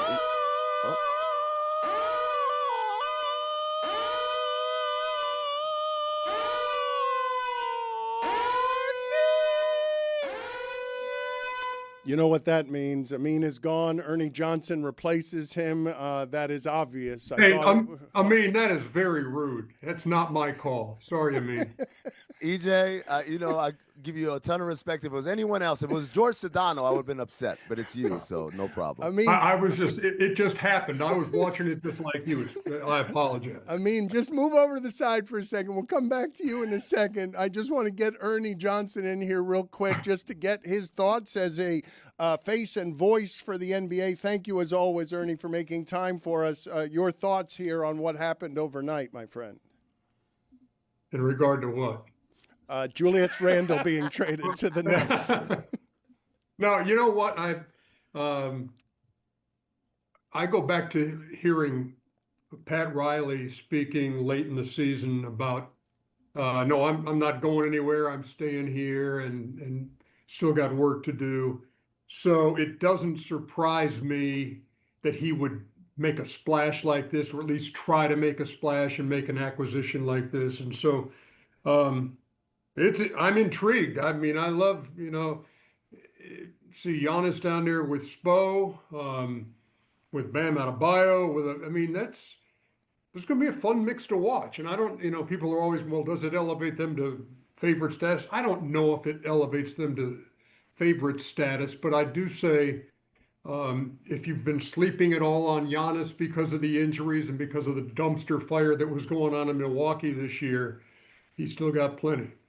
According to DraftKings, they've gone from 30-1 odds to 18-1 odds. They've gone from 9th to 5th in terms of betting favorites. What do you think are the fair criticisms, Ernie, of this trade from either side?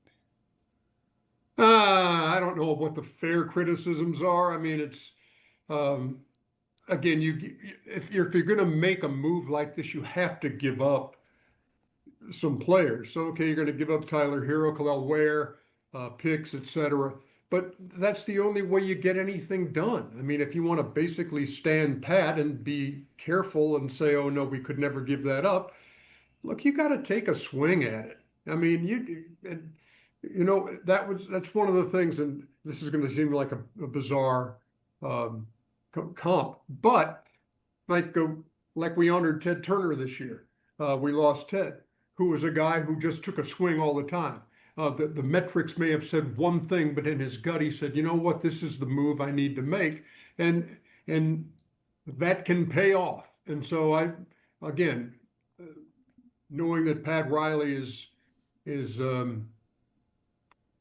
still in this and wants to be a difference maker, doesn't surprise me at all that he'd say whatever we got to get. Whatever we got to give, we have to get this and to make ourselves relevant and not be the perennial, hey, we're in the play-in for the 4th straight year. That ain't sitting well with him. You are a basketball historian. You can put the proper perspective on this. I believe the Miami Heat have That's a lot of pressure. What are you talking about?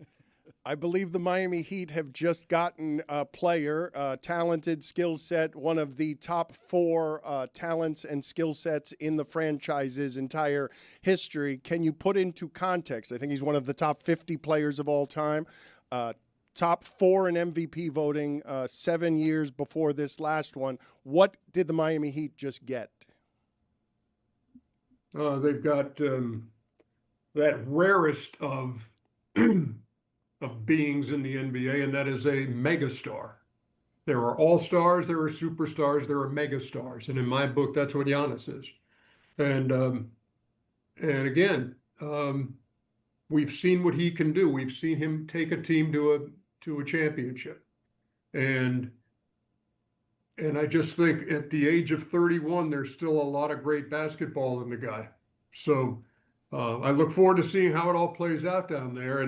But again, as I joined you just before you were so rudely ushering Amin off the show, look, it requires more than this guy. The difference to me in this year's finals was one team had a closer and one team did not. And not only did they have a closer, they had a unit, they had pieces that all fit together. So let's see what else goes around this. But on its surface right now, you're going to have to play if you're going to go against that starting five right now. Off the top of your head, Ernie, and it's sort of putting you on the spot because you have to know everybody's rosters here, but name the teams that you believe have two better players at the top of their roster than Giannis and Bam.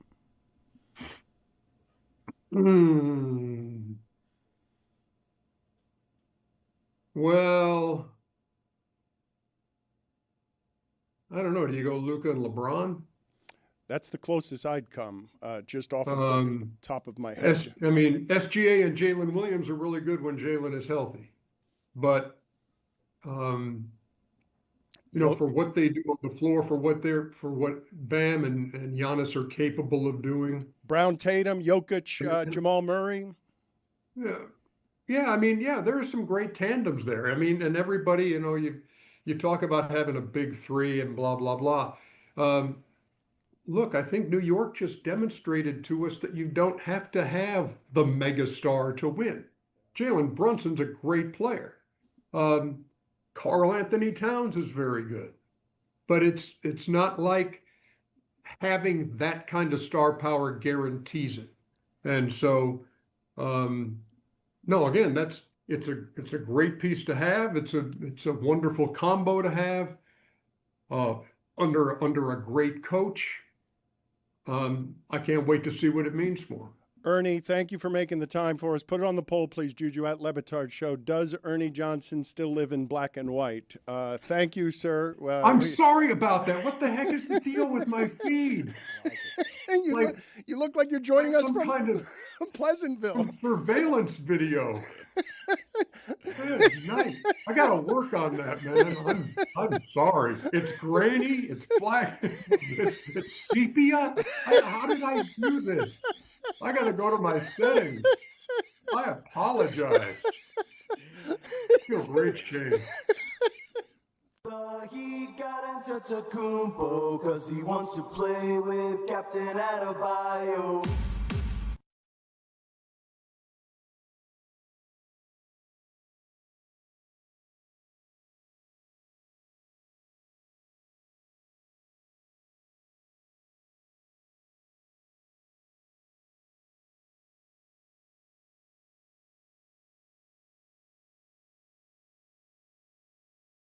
Nick, before we let you talk about the Steelers, you're in luck because we have the Love Doctor. The Love Doctor is here. He is ready. He is in his office right now. Dr. Greg Cody getting everybody ready for Mother's Day this weekend. And we have questions. The Love Doctor is going to have the answers. Who's up first? I know a lot of people are going to come to you and they're going to want to know, how do you keep it interesting? Me, I'm not interested in interesting. So how do you keep it predictable? How do you keep it ho-hum? How do you just let it just be? Was that Jason Tatum asking that question? Young lady, you are my kind of gal. That's my lane. That's my lane of romance. I invented predictable. Nobody has perfected the art of dull routine like yours truly. As a matter of fact, little inside information here. My wife and I schedule our naughty time months in advance, like doctor's appointments. Quite often, she'll have to cancel because she said something came up. Unfortunately, sometimes I'll have to cancel because something didn't come up. That kind of thing. It's a good look for us. Do we have another question for the Love Doctor here after such great advice? With Chris listening. Oh, we're doing it, baby. What are you guys doing, man? Oh, you want question number 2? Yeah, let's go question number 2. Oh, yeah, Greg. Hey, man, I need your help, man. So I'm out of town for Mother's Day, trying to figure out what can I get my girl for Mother's Day in another city. Oh, wow. Buddy, I'm worried about this. Not one, but 2 of the Love Doctor's marriages began rending like cheap fabric when Greg was either out of town at a sporting event or away at a doctoral conference. And the exes were doing the clandestine bumpy bump behind my back. Jack, I suggest you get your girl what you'd never expect, a private eye to keep an eye on her randy ass. You know about that randy ass, Nick? I don't like this at all. Thank you, Love Doctor. Don't go anywhere. We may go back to you. Appreciate you. I don't like this at all. Somehow the least embarrassing Cody on today's show. Wait till Nick finds out that Chris, with Greg sitting nearby, admitted about a half an hour ago that when he's having a hard time becoming aroused, he thinks of his wife's twin sister to get in the mood. It was a shocking revelation. That's what happened, Nick. Shocking. That happened. Yeah, he did. No, he did. Yeah, he did. Yeah, he did. He did. It was shocking. Unnecessary also. I don't like... This isn't... Again, I might need a mean here. This isn't K-Fab. K-Fabe? Kayfabe. Which is it? I don't know. Kayfabe, wrestling nerd here at your service. This isn't... Zaz could have Thanks, helped Mike Ryan. This isn't Kayfabe. I don't like this at all. And I would appreciate if you guys turned the music off.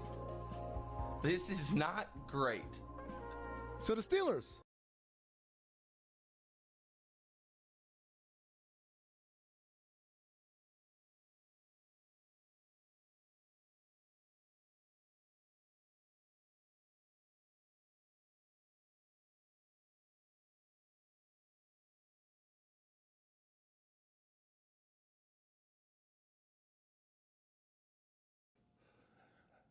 That was super rude and disrespectful what we did to Amin, and we will not do it again. Let's play for Amin, though, the sound from Bill Simmons. Bill Simmons and his crew did an emergency pod to state that the Miami Heat are not contenders. And so here they were last night reacting to the news immediately. Is Giannis on a better team now than he was yesterday? I don't think so. I would say Bam's a better teammate. Maybe the front office is a little more motivated, but I don't think this team's a title contender. Do you? This is going to test two of Miami's kind of like big myths of self-belief that they have, which is A, we're an attractive destination for top-tier talent to come. Not untrue. And B, we trust our development so much that we can turn coal into diamonds wherever we look. And they're really going to have to dig now because they need to find 4 more guys. Like, this might be a playoff team in the East, but this is not a title team. Amin? He said the myths of Miami and that they can turn coal into diamonds. And I would just say, okay, who else has a track record? When you say Duncan Robinson and Max Strus and Gabe Vincent, okay, those guys are recent. But what about Ike Austin? What about Vashawn Leonard? What about James Johnson and Hassan Whiteside? And you go throughout all the way to the beginning of his tenure. One thing they do really well is finding the guy that anyone could have had. That's the moral of the story, is that any one of these 29 other teams could have had him, and some, in fact, did have him and didn't do anything with them, but we did, right? That's what Miami front office hangs its hat on, and I don't think that's in question. What Bill is saying is technically accurate. If this is the roster, all 7 or 8 guys under contract, yeah, they can't contend for a title. They can't even compete in an NBA game because they don't have enough filled roster spots. But we know that the work is still yet to be done. There are more trades to be done. There are more signings to be done. There's more digging for coal lumps to turn into diamonds, to use Chris's analogy. And so you can be technical and say, today are they a contender? And say no, and I would agree, they're not today. But the idea is, A, how can we build this thing out? And B, and this is a big one, when you guys acquired Jimmy Butler in 2019, and you guys said, oh, he's not a superstar. And I said, yes, he is. And they said, well, he can't win a championship by himself. And I said, well, that's not the point. The point is, now you just made a big step to make other steps coming along the way. Do I think the Heat are going to win the title this year? The odds are probably not. But the idea is, and they did it for this year and this year only, and if it doesn't happen this year, oh my God, our whole life is over. This is a continuous process, and you just keep building and adding to it.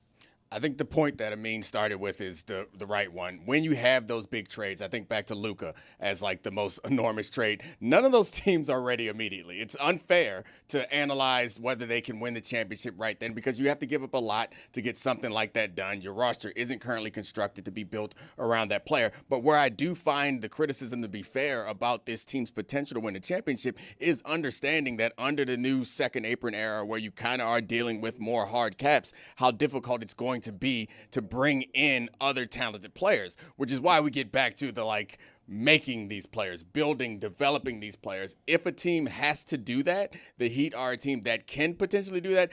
But, I mean, do you see room or maneuvers with specific players in the future, or is it unfair to be looking for that right now? I think it's hard to find a path. I think is where the criticism is fair. Is like, yes, you got the quarterback.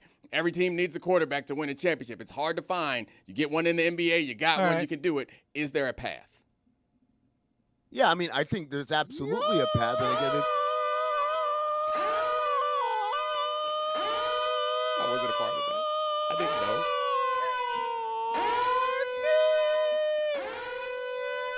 You know what that means. I'm sorry, Amin. Brian Windhorst is with us. Brian Windhorst has been reporting and opining on this for several days, among the most credible people in the business. Brian, thank you. I know you're very busy today. What are your you want to say something What's before? the thought process with that? It happened at midnight. We were in a big hurry. We do a show in the morning. There's not a lot of time for imaging. They would have beheaded Jeremy for that, by the way. Well, I'd be killed in the streets. Just enough, all of you, for questioning the imaging. It just, we don't work at midnight. No, not the imaging, the sounding. Yes, it's an alarm. It's an alarm signaling that Giannis has been acquired and that we are in a state of emergency. Thank you. Yes, It was him. And I've got a cold. It wasn't him. It was me. But my lungs don't have any capacity. Was you? Brian, can you tell me what you make of the overnight developments? And clearly, Milwaukee squeezed a little more out of Miami than Miami was comfortable giving over the last couple of days with Boston getting involved.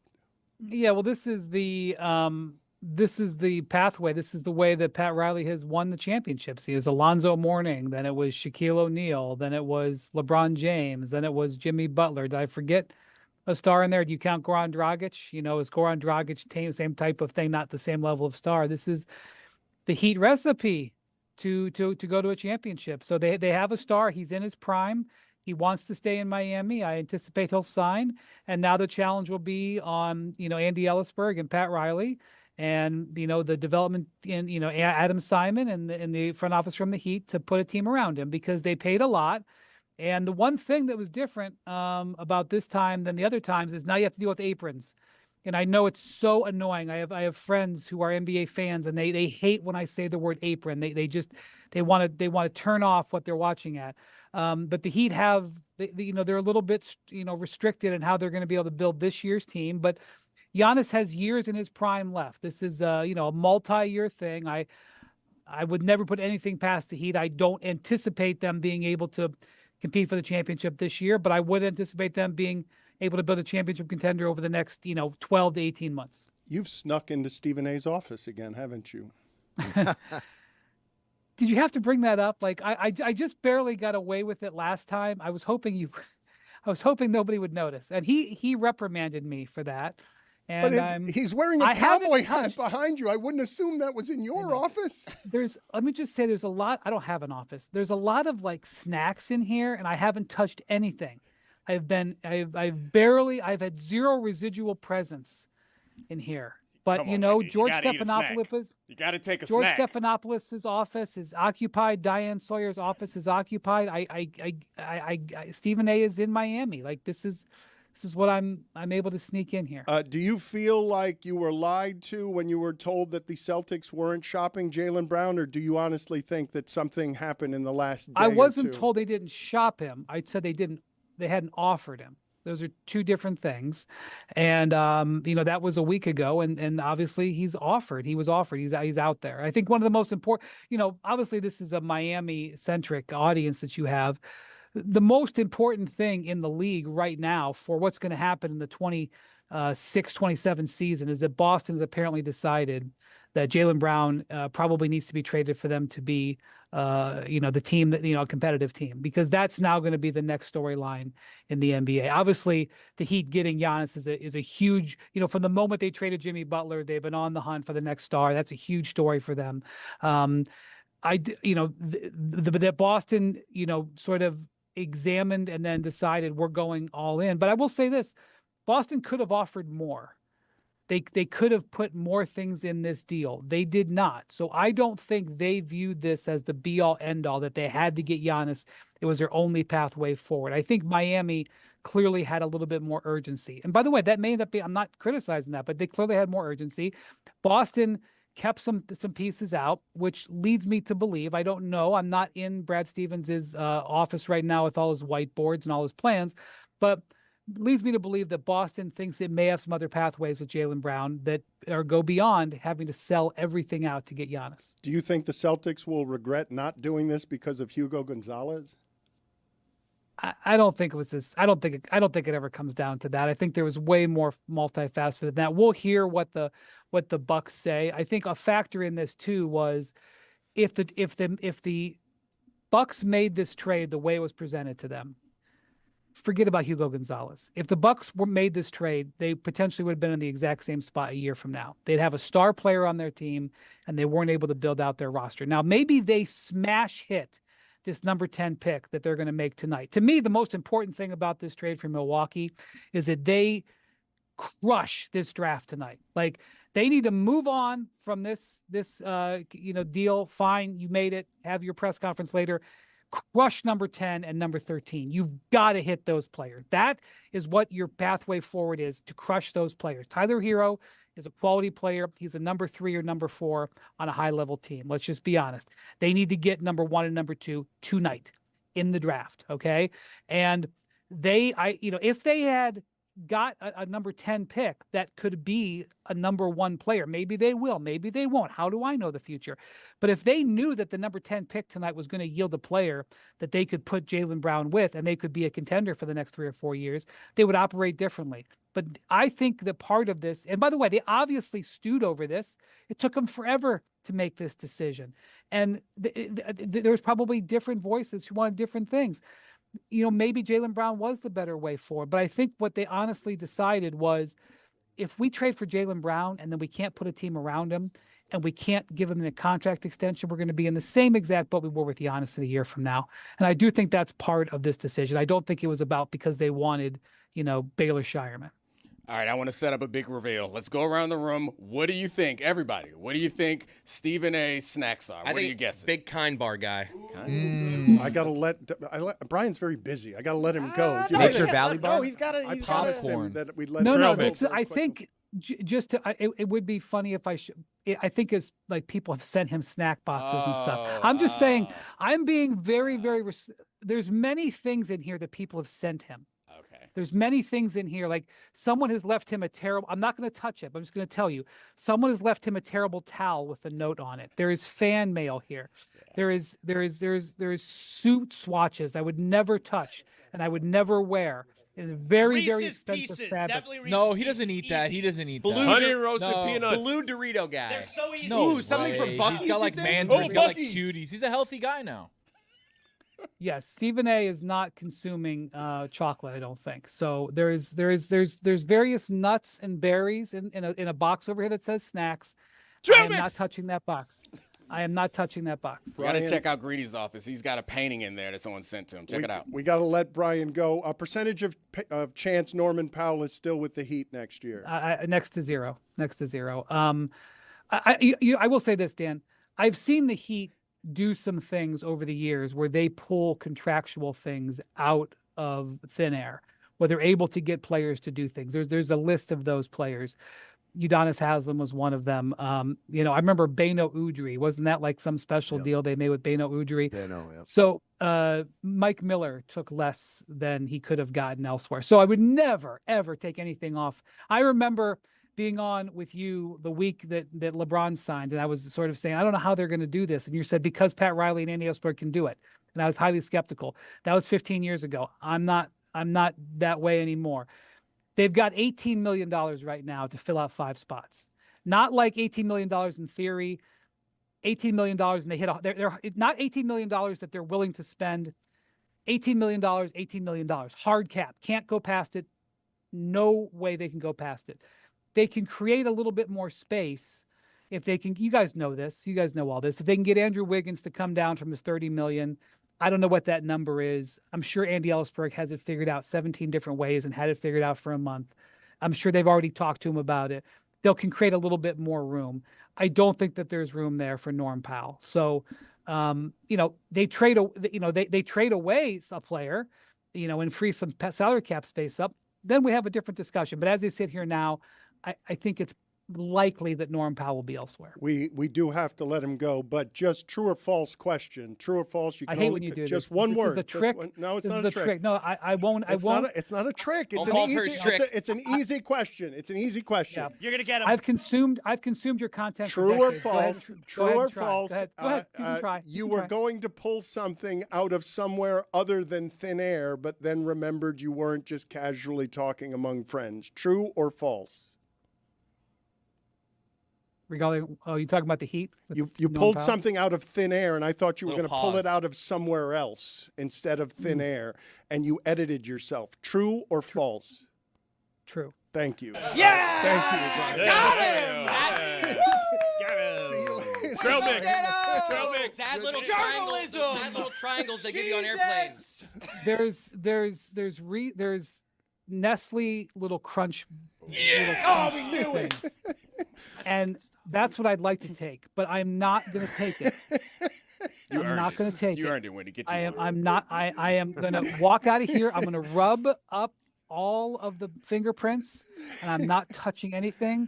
It's a little warm in here, and there's a thermostat, but I would and I know he's 2,000 miles away or 1,000, however long for here to Miami. I would not touch it. You've been I just want on the nonstop record. giving opinion and reporting for months now. You deserve. I feel a like damn in an crunch. act of rebellion, you should take one nibble off of one little crunch. Just in an act, just one little crunch. No, I can't get you to do it. I can't force you into an act of rebellion. No. I am very, very respectful of Mr. Smith's property Okay. in here, and All right. he allows me All right. in New York City, where space is at a premium, that I am able to briefly to be a part of your show. Rent his desk for a matter of minutes. Thank you for the time. I know you're very busy. Thank you. Thank Have a you, good day. Brian. You too. Wendy. Let's He enjoyed that. Let's bring back Amin. We're not going to do that to him again. It's rude and it is disrespectful. So we aren't going to do that again to Amin. But what kind of Jaylen Brown problem do the Celtics have, Amin? I mean, this is sports at the end of the day. It's business, and it all depends on the kind of relationship that Brad Stevens and Joe Mazzulla have with Jaylen Brown. What I mean by that is, when I worked for the Suns, Steve Kerr was our GM, and Steve Kerr would always make it a point to address the team as a whole and individually. Hey, we like you guys. We want you here because we think we're building towards something. But if we see an opportunity to make our team better, and it involves including you, I said, I will do it. Now, I won't have your name out in rumors for months on end. I won't put you through that. And if we're considering something, I'll let you know. But at the end of the day, there is no promise for any of us to stay here.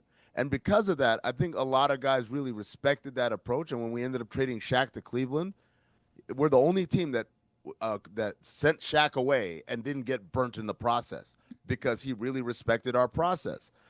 If Brad Stevens and Joe Mazzulla had that kind of relationship with Jaylen Brown and letting him know early in the process, even before he heard his name in any rumors, look, if there's an opportunity and your name's in it, it might happen. So I just want you to know that we love you. We'd love to have you for a long time. But if we think we can make our team better, we'll do it. I think that might have landed better if he discovered this in the midst of him being upset about how he's perceived either internally or externally. Then it might take a little bit more cajoling and smoothing over. But the reality is the thing that's in their favor the most is the best thing for Jaylen Brown is to go out there and play really well for a championship contending team. And Boston is that. So it does him no good to pout and demand a trade. The best option for him to get his money and to get his value to where he wants to be is to go out there and play.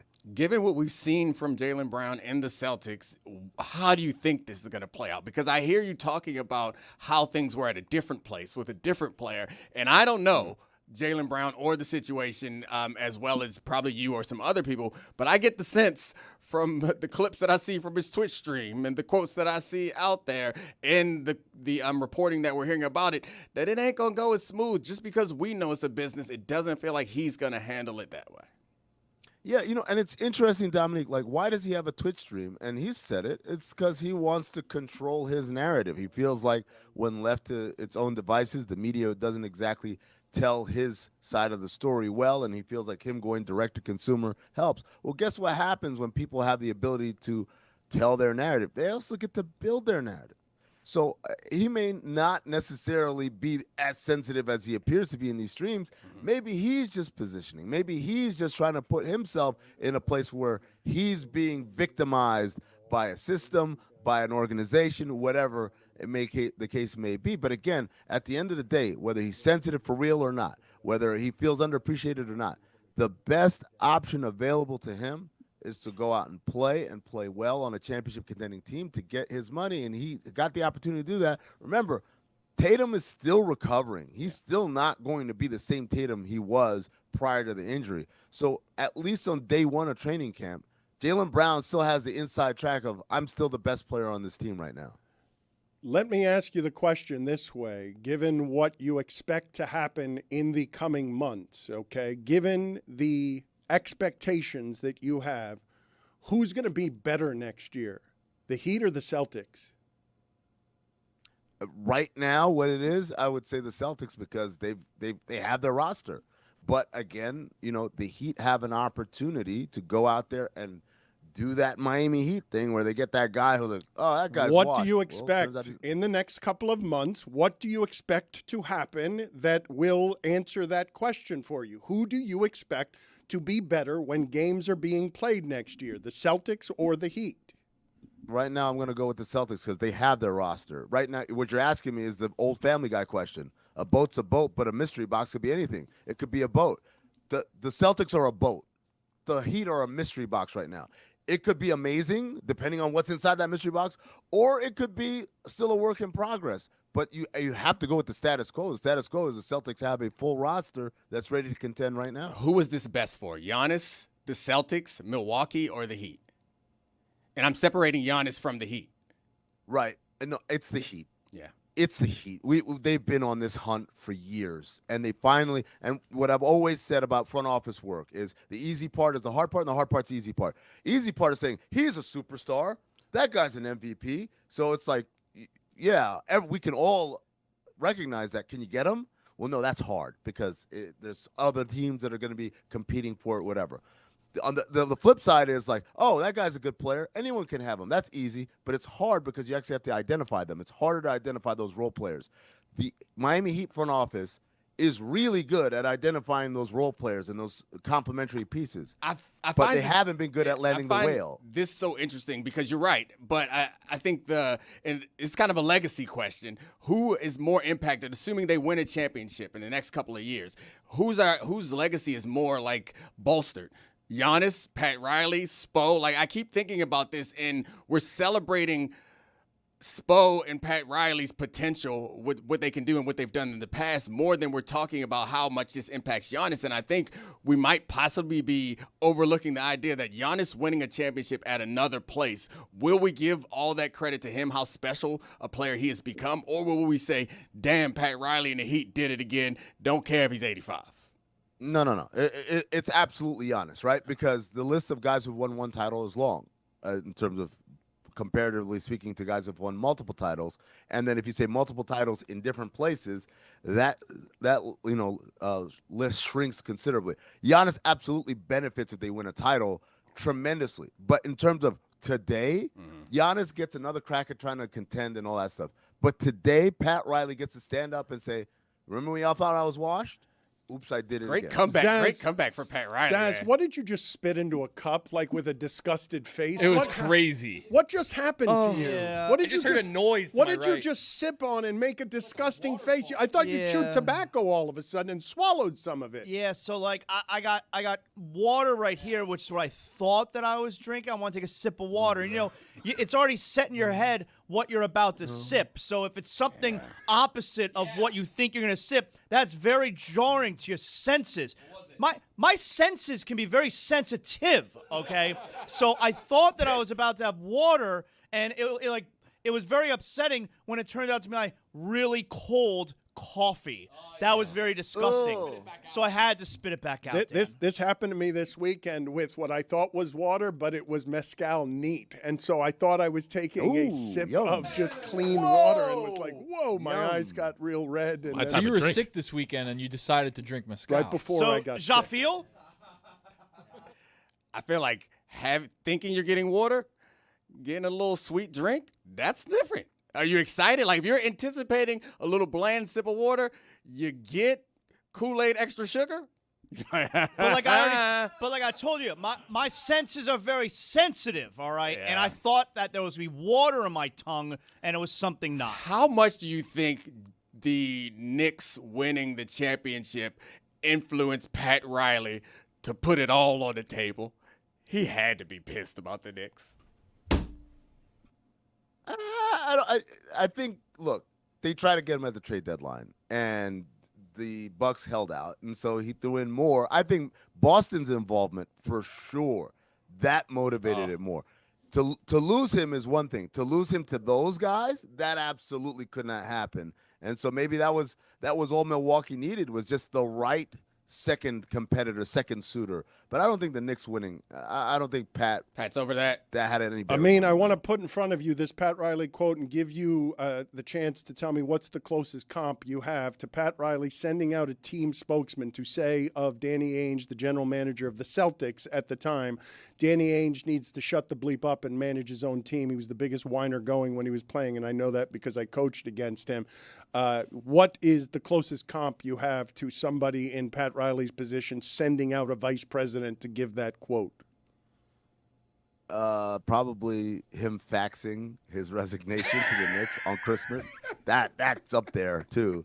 By the way, shout out to Tim Donovan. Is that the pinnacle of his career? A guy's got a long, illustrious career working in sports as a comms guy, and his number one moment is he had to tell the assembly. He had to have hated that. He does not. I mean, this is not a person who wants to be in the spotlight. And I would have loved to have seen the conversation where Pat's like writing that down or telling him to write it down and saying, go tell the media this. You go tell You want me Ira. to read this? Go tell Ira and Ethan and Barry I said this.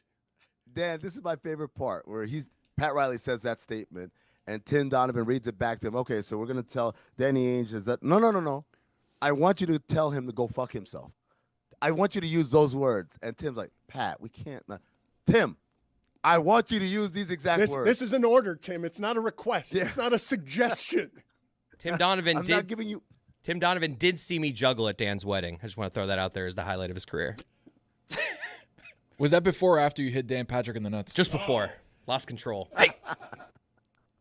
You hit Dan Patrick in the nuts. Dan, while you don't know that? juggling You don't in know my that wedding? story? I was juggling. You don't know the story. I was cooking for like 45 straight seconds. It was and incredible. And I started to feel myself. So I started doing shtick, like talking while doing it, and then I lost control, and it hit Dan Patrick right in the sack. nuts. Now, Chris, He went, you got to paint a picture. There's some people who are new to the show. They don't know this. At Dan's wedding, wasn't a traditional like at a wedding hall or whatever and banquet tables.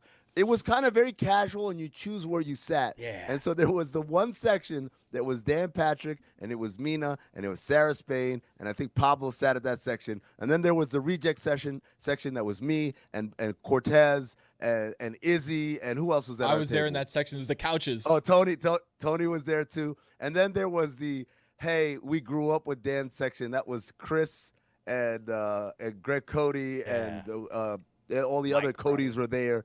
So, and then there was Sedano was there with Hawk, I thought, or who was he there with? Andrew Hawkins? No, I can't remember. Andre Dawson. Andre Dawson. There you go. Andre Dawson and some old Miami sports people. They were over there. And so we're all sitting around. It was like a high school cafeteria. And we're trying to see, like, how do we make this commingle thing? And Chris was like, I'll start juggling. And I'm like, oh, that's a good idea. And so he's juggling. And he's killing, by the way. He's doing a great job. Everyone's real impressed. And then he just went one juggle too far.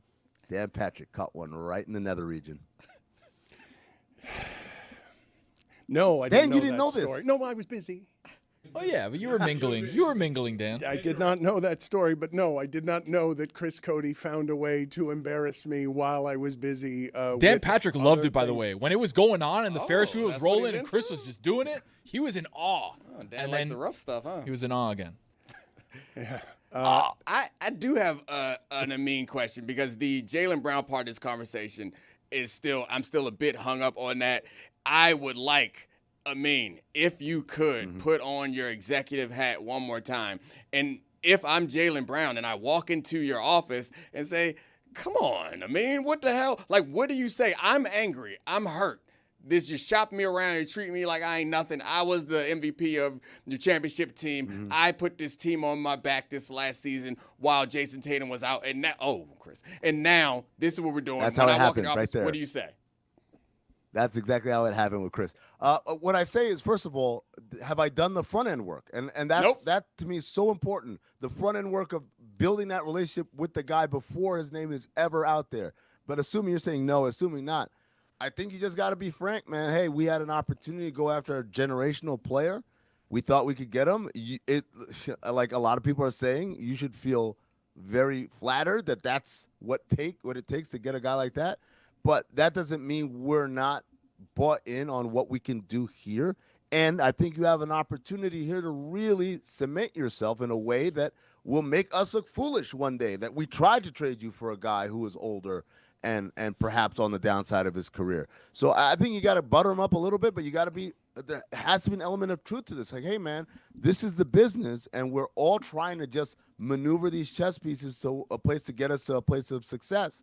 But again, I would urge every front office member, future or present, who's listening to this right now, do your work now. Like, don't blow smoke up your players' asses now, because when the day comes when you have to make those tough decisions and those decisions don't pan out, you can't go back and say, oh, no, I still love you, whatever. You have to be able to be upfront with everybody, and that's why I think the best front offices do.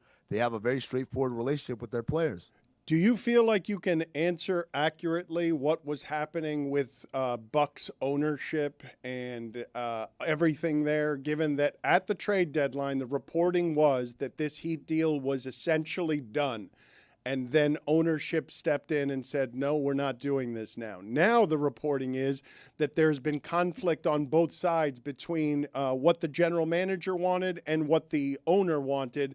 One of them wanted the Celtics offer. One of them wanted the Heat offer. To your way of looking at this, the Heat offer was better, correct? Because it's got twice as many assets in it, even though Jaylen Brown's not one of them. And it's got younger assets in it. You don't want to just replace Giannis with Jaylen Brown when you're not going to be better with Jaylen Brown than you were with Giannis. Precisely. And that Jaylen Brown's up for an extension, so you have to make a decision almost immediately to rapidly escalate his salary, and by that way, your salary commitments. To me, Milwaukee's perhaps the path to an even better deal would have been to be insistent on Boston. No, go find us that third team. Go find us what that haul is going to be for Jaylen Brown, because I have to believe there's a great haul out there for Jaylen Brown if the Celtics chose to pursue it. Celtics probably did not want to do that, because it goes from, hey, we traded you for Giannis to, hey, we sent you to Portland, or we sent you to Atlanta, or wherever else. And that's kind of a step too far. But I think ultimately what Milwaukee got was the thing that sets them up for the future the best, which is enough bites at the apple to continue to build this thing. Remember, they don't have control of their picks for the foreseeable future. So they can improve their team from the draft prior to this deal. They could not improve their team through the draft. Trades, who are they going to trade? A.J. Green, Ryan Rollins, nice young players, but hardly the thing that brings back a great haul. So they can improve their team by a trade. So then free agency, who's signing in Milwaukee? Not too many people, especially if Giannis isn't there. So if you look at all of those things, you're saying, I can't improve myself by the draft. I can't do it by trade, and free agency is going to be tough. What does Jaylen Brown do for me? It's just I've just swapped one problem for another. This deal at least gives them the opportunity to start to, A, build through the draft, through these picks, and B, build through trades, because Kelly Ware has a market, because Jaquez will have a market, because Tyler Hero has a market. Do you have a theory better than Dominique's on why basketball reporting seems to get it a whole lot more wrong than baseball, football, hockey, all of them combined? I'm not as tapped into those other sports. So, for instance, if you say, hey, name some newsbreakers on the basketball side, I think I can name a bunch, a dozen, or whatever. You say hockey, how many newsbreakers are there in hockey? How many newsbreakers are there in football, right? Schefter, Rappaport, who else, right? Mike Silver, who doesn't really break news like that anymore as much.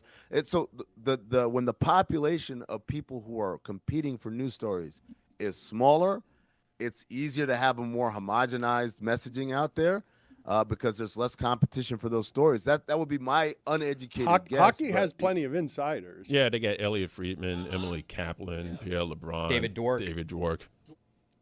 Okay. All right. Well, I couldn't tell you. Actually, I have a question for you guys because this is the second big deal, of the week in Miami. Brady Tkachuk or Giannis Antetokounmpo? What's a bigger deal to Miami?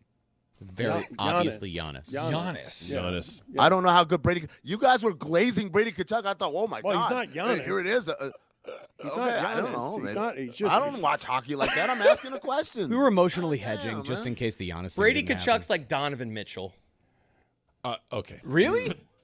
Brady Tkachuk is really good, but he's not Giannis. Like Giannis is Donovan. Like he's a good player, but you're not like super excited if he's your best guy. You weren't. I'm sorry, real quick. You weren't on yesterday when I was on, but this now marks the second time that Giannis becomes instantly the most famous number 34 for a franchise, snatching it away from Ray Allen. The Giannis Brady Tkachuk example is actually something I'm willing to do. Who would be the hockey equivalent of Giannis? Because it's not McDavid, but who would it be? Like, where would you put the correct analogy on hockey greatness? And this is the equivalent of Giannis. Leon Draisaitl will be a good comp for me. So you're talking about like a guy who, like, if he were traded, this would be. No, I'm talking about a sheer immortal in hockey history that will be one of the top 50 hockey players of all time who's playing right now. Because I don't think it's Draisaitl. I don't think that's compliment enough. Giannis is I think Giannis is bigger than Draisaitl. Draisaitl's a number 2. It's going to have to be the star of a team. It's going to have to be an immortal who's presently playing, who's not Ovechkin in his 40s, who's somebody in his early 30s, and is not an old player, but is somebody that's going to be regarded as one of the best of all time, top 50 players presently playing. Nathan McKinnon. There you go.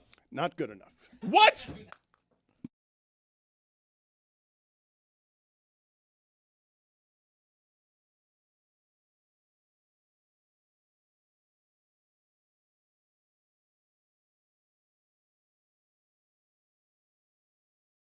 Are you ready to do your catchphrases? I heard there's some controversy around it's the Greg Cody Show featuring Greg Cody. He is counting down his top 50 catchphrases of all time. It has been a successful months-long joke. What is the controversy surrounding your catchphrase list? What is the issue? It's big. The controversy is that based on quality demand, the catchphrase countdown has suddenly increased from a top 50 to a top 60. What? That's right. And it's controversial.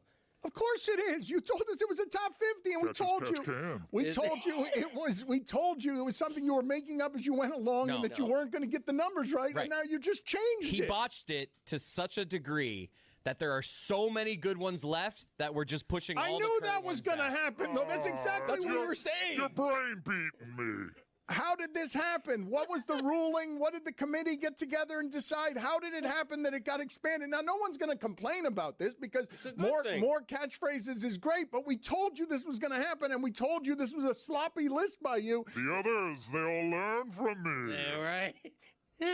No, I looked at all the catchphrases remaining, and there was only 14 left, but there were like 20-something good ones. So I'm like, thank you. Let's go. Wait a minute. So how did you do it, though? Are there now?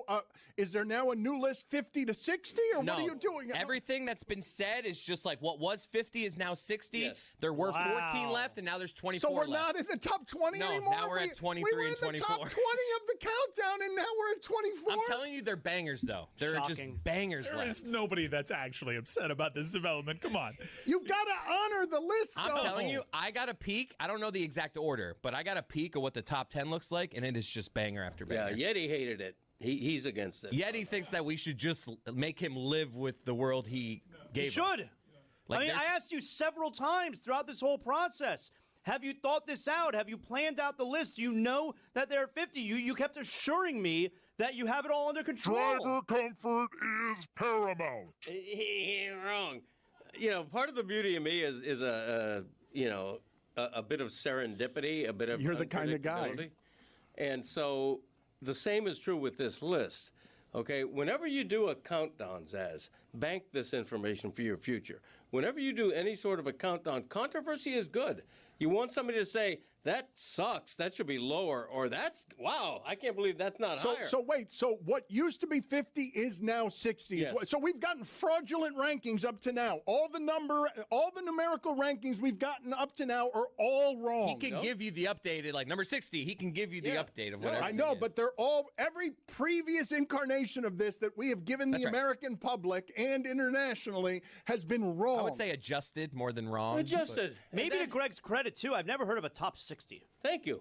Well, how do we know it's not going to end up being 62? Because he's going to think of 2 more on his way home because he didn't plan any of this It out. would never be 62. It could bump to 65. It would never be a number like 62. We would obviously go in 5s, Dan. Here's also the thing. This is a big question of mine. So you have left 10 out, which is why you are expanding it from 50 to 60.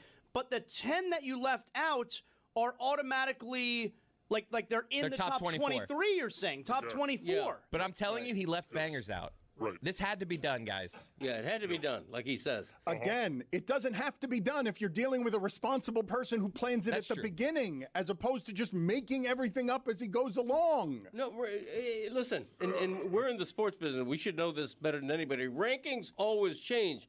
When I was born, everybody agreed Babe Ruth, greatest player ever. Not so much now. Rankings That was when I was change. growing up. It was a hot debate. Everyone agreed, though. Babe Ruth, that young kid's got a future. It was an argument back then on sports radio. Tris Speaker or Babe Yeah, Ruth? that's right. Lou Gehrig was in play. Just as well. telegram in your thoughts. I have to go back to Chris Cody here because I'm not sure that I knew this. I have to go back. So you're married to an identical twin. That's right. Okay, I have questions. Go on. First, Not too many questions. well, I know your father's sitting right next to me. It's a little weird. Okay, so first question. No wonder they're into swinging at that house. Were you always able to tell them apart? Not at the beginning when we were just dating. Her sister has like a beauty mark on her face, so I was like, mine's the one without that. Okay. My next question is, a lot of times, your wife or your girlfriend will be like, you think my sister's attractive, don't you? You clearly think her sister's attractive. That's right. Undeniable. If you think your wife's hot, you think her sister is hot. My sister-in-law's hot. That's There, I said crazy, it. right? I've never said that to her before. No, you got to say that, though. Well, you must think she's hot. But Zaz, here's the deal. Everyone with a hot sister-in-law thinks their sister-in-law is hot. He's the only one who's allowed to say it out loud. Aha! That's the difference. That's true. That's true. Not like the rest of us are like, oh, my sister-in-law is terrible. Like, if you got a hot one, you're like, oh, my God, she's hot, but you just can't say it out loud. Yeah. And are they actually different? They're very similar in a lot of ways. So how'd you choose? The other one was taken. Papa Cody, wait a second now. You experienced this. I mean, do you find one more charming than the other? At the very beginning, I too had difficulty telling them apart. But do you like, now that you've gotten to know, presumably both of them pretty well, do you think that your boy made the right choice between the two? I have to say that. I mean, of course he did. Oh, my goodness. Of course he did. Now, I love my daughter-in-law, but they're eerily alike. Now, not just physical. What I'm about to admit now is a little embarrassing. Go on. There are times, in marriage, you're going through, you're like, it's just, this is I don't like where this is headed. I don't either. I do. Where sometimes you just like, if you're trying to keep things fresh, you just imagine it's the other person. Oh, no. That's an unbelievable admission. That What's the matter with you, man? I didn't hear Suey. Hey, guys in the room outside, mark that down. For Suey the record, revelation. did everybody see as one of society's great empaths? Did you see me try to get in the way? Did you see me try to dive in front of that? He refused. Yeah. He went. He plowed straight ahead. You guys never struggle, huh? Your wife clearly does not listen to this show. Sure doesn't. You got no worries that this is getting back to her. Tony, how you feel about that admission? Not great. Yeah, not great. Even though, admittedly, Chris says that his wife doesn't watch the show, which is good, right? Very so he good. feels like he can shoot from the hip here and not really be taken to task, like Dave said. Very good. But the issue is, sometimes some things are so flammable and so big that they peer through the veil of Chris saying, "Oh no, my wife doesn't watch a show," where she's like, "You said what?" That was bigger than the show, man. Bigger than the show. Let's not clip this if we can. That was an incredible omission. It really Greg, what did you make of all that? A little bit unfortunate. I wish he hadn't said that. It could come back to haunt. You guys never struggle. Well, in the context of this show, you can always say, I was just kidding. Of course I was just kidding. But will she believe you? I was. Okay.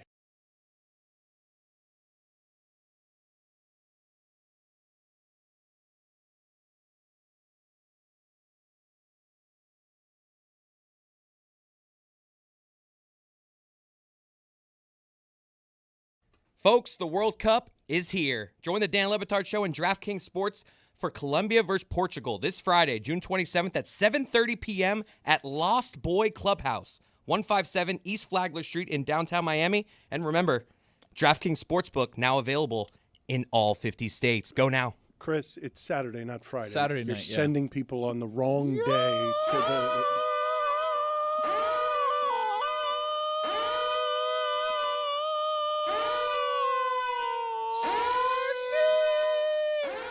So get the day right, and you know what that sound means. Don't blame anybody else. Get the day right when you're promoting something. That sound means that Mike is joining us from Mexico at the same exact time that Michelle Beadle is joining us because we've decided to do that at the moment. Yes. So Mike is at the World Cup enjoying World Cup things, and Michelle Beadle is also here. I'll try to navigate those two things as we do them. Let me start with Michelle here real quick. Michelle, your thoughts, and thank you for joining us. Your thoughts on now Wemby being chased down by the original Wemby model that is 10 years older and is now in Miami? I'm happy for Bobby Portis. I think that's going to be a fun little weather upgrade. No state tax, correct? Look, it's great. I'm happy for all of us because we don't have to talk about what's Giannis going to do anymore. I think those are my first two winners of the trade. And also I'm waiting to see what else they're going to do because this doesn't feel like enough, but I'm a big believer in a change of scenery. So from that standpoint alone, there's value in this. But I think Milwaukee did a pretty darn good job, to be honest. I've heard some referring to it as fleecing the Heat. I wonder what you guys think about that, because that seems strong to me. Well, let's go to Mike Ryan here, and we'll get his World Cup Mexico coverage in a second. But, Mike, you have to be excited now that Pat Riley has finally landed a whale. So your thoughts on the Heat being fleeced? I'm just happy that they made an aggressive move that hurts. This has been something that we've been pining for 5 years at least. And in an interesting turn of events, it kind of felt like the Boston media became what they hate the most. They actually became Heat fans, not wanting to part with guys like Hugo Gonzalez. All of a sudden, you start becoming what you hate. But I'm really happy that Miami got a superstar. It seems like it's really difficult to build a roster from here, but it's going to be a fascinating challenge. I think that, they got a much better base to build around, and I'm excited to see where it goes. I'm pumped for Pat Riley. I'm pumped for Heat fans. Michelle? Let me ask you this, or at least throw that out there, because Boogie Cousins should patent this. He called it Milwaukee with palm trees. Do we have any takers on that? Yeah, no, that's trash. I kind of liked it. I kind of loved it. Yeah, they seem to be the worst shooting team in the league right now, with not a lot of money or assets to improve the team. So I'm curious. They're going to lean on their development. I do think that they're going to make the playoffs and get out of that, play-in hell that they've been in for the last few years, just because this team's going to be built on defensive effort and the night in, night out grind of an 82-game season. They should have a nice little seed attached to their names come playoff time. And then they're going to be held to play against, even if they don't add anybody. But they certainly don't have the scoring punch to be real title contenders at this moment. They're going to have to add. And I'm not even looking at the teams above them. I'm looking at a team like Indiana that is going to get healthy and chase them from the bottom. But look, at least they have a shot now, whereas before they were just, twisting in the wind. See, that feels like change of scenery to me. I feel like we're kind of celebrating that everybody gets a fresh start. And we all know that honeymoon period when you do sort of switch teams it's valuable and it's big in sports. So I'm wondering if that's what we're going to look at here. That first year is going to be fun for both, and then it maybe evens out. But yeah, y'all need shooters. Like, I don't know. The Norman Powell of it all seems to be like, that's not going to happen. So I don't understand where the shooting's coming from. Maybe somebody blossoms, but that's not where I want to put all my eggs. Somebody might blossom. Mike, is that your hotel room? Yeah, where are you, dude? Yeah, I'm in what Lou Dobbs calls Watala, and yeah, I got a sick hammock and a pool table back there. What? Yeah. What is happening right Exchange rate, baby. Let's hear from Lou Dobbs on what we thought was him trying to say Guadalajara. Oh, no, that was not. No, he tried. That was real? No, yeah, that's Lou Dobbs, but it wasn't Guadalajara. It was something else. It was like It was Oaxaca. That's not even. It was Oaxaca. That's not even There was an X in there. There was an X in there. That was the speed bump. He was like, No, it sounds like baklava to me now. I can't. I'm never gonna get that out of my head. No, you've been around the world, Lou. Why? I do want to mention on the shooting front when it comes to the Heat, Bobby Portis is a guy who obviously in his career has shot the ball really well, 46% last year from three.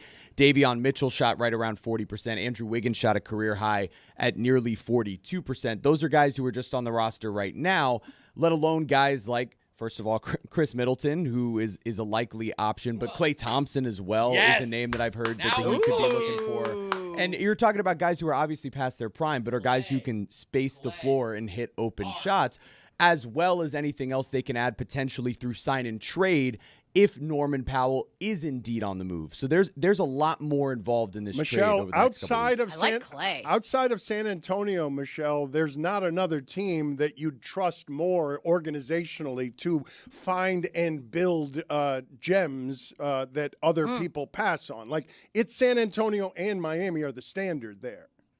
That is the place that sort of defined culture as we all seem to know it in this league. Yeah, I don't know how to put this classily. But yeah, you respect and you trust in Pat Riley, and you just sort of go, okay, obviously signing and bringing in Giannis. And again, I love Bobby P, so I'm a big fan of you guys doing that. I don't know why I'm you guysing you, but I am. But it's just also you want to make sure that more is coming. And because we trust in Pat Riley, we assume so. The Klay Thompson thing, there's a lot of water for his boat. Like, that's not a bad idea at all. And I don't know that he's happy with what he's found himself in Dallas. So, I don't hate that as well. But yeah, we trust in Pat Riley, and until he sort of loses his fastball or shows that, we have to, right? Like, that's sort of the rule. I'm not an ageist. I'm not going to sit here and say he's lost his fastball. No way. You're not getting me to do that, ever. Michelle, we haven't had a chance to talk to you after the Spurs and the final. So can you give us just how you felt about the whole experience? I was sitting behind Andrew Schultz for that game, so it was hell. It was hell on earth, the entire thing. But what's funny is I've been sick for a week since, and I don't know if it's got to be related, right? Yeah. Like, they can't be completely not related. It's the future's bright, and like, I do think that Knicks team, and I've said this the whole time, like, I may not love the fans, but I think the team is so darn likable that it sort of angers you a little bit. I do like that there now is friction between how we, like, the Spurs play them and how they sort of refer to the Spurs as it's all sort of come and gone. But yeah, it hurt. It would have been nice to get just like another win, just have 2 up on the board, but I think it's a learning block, and I'm not worried about the future at all. I'm a little worried what OKC is planning on doing in this draft, because God knows they're trying, but I think we're going to be all right. We'll be back plenty of times. What do you think is fairer, that if you had to choose one, not that it is one, that the Spurs were too young and simply did not know how to close and didn't have a killer, or they were really tired at the end of season and at the end of games, and Jalen Brunson has been doing that at the end of games for 3 straight years?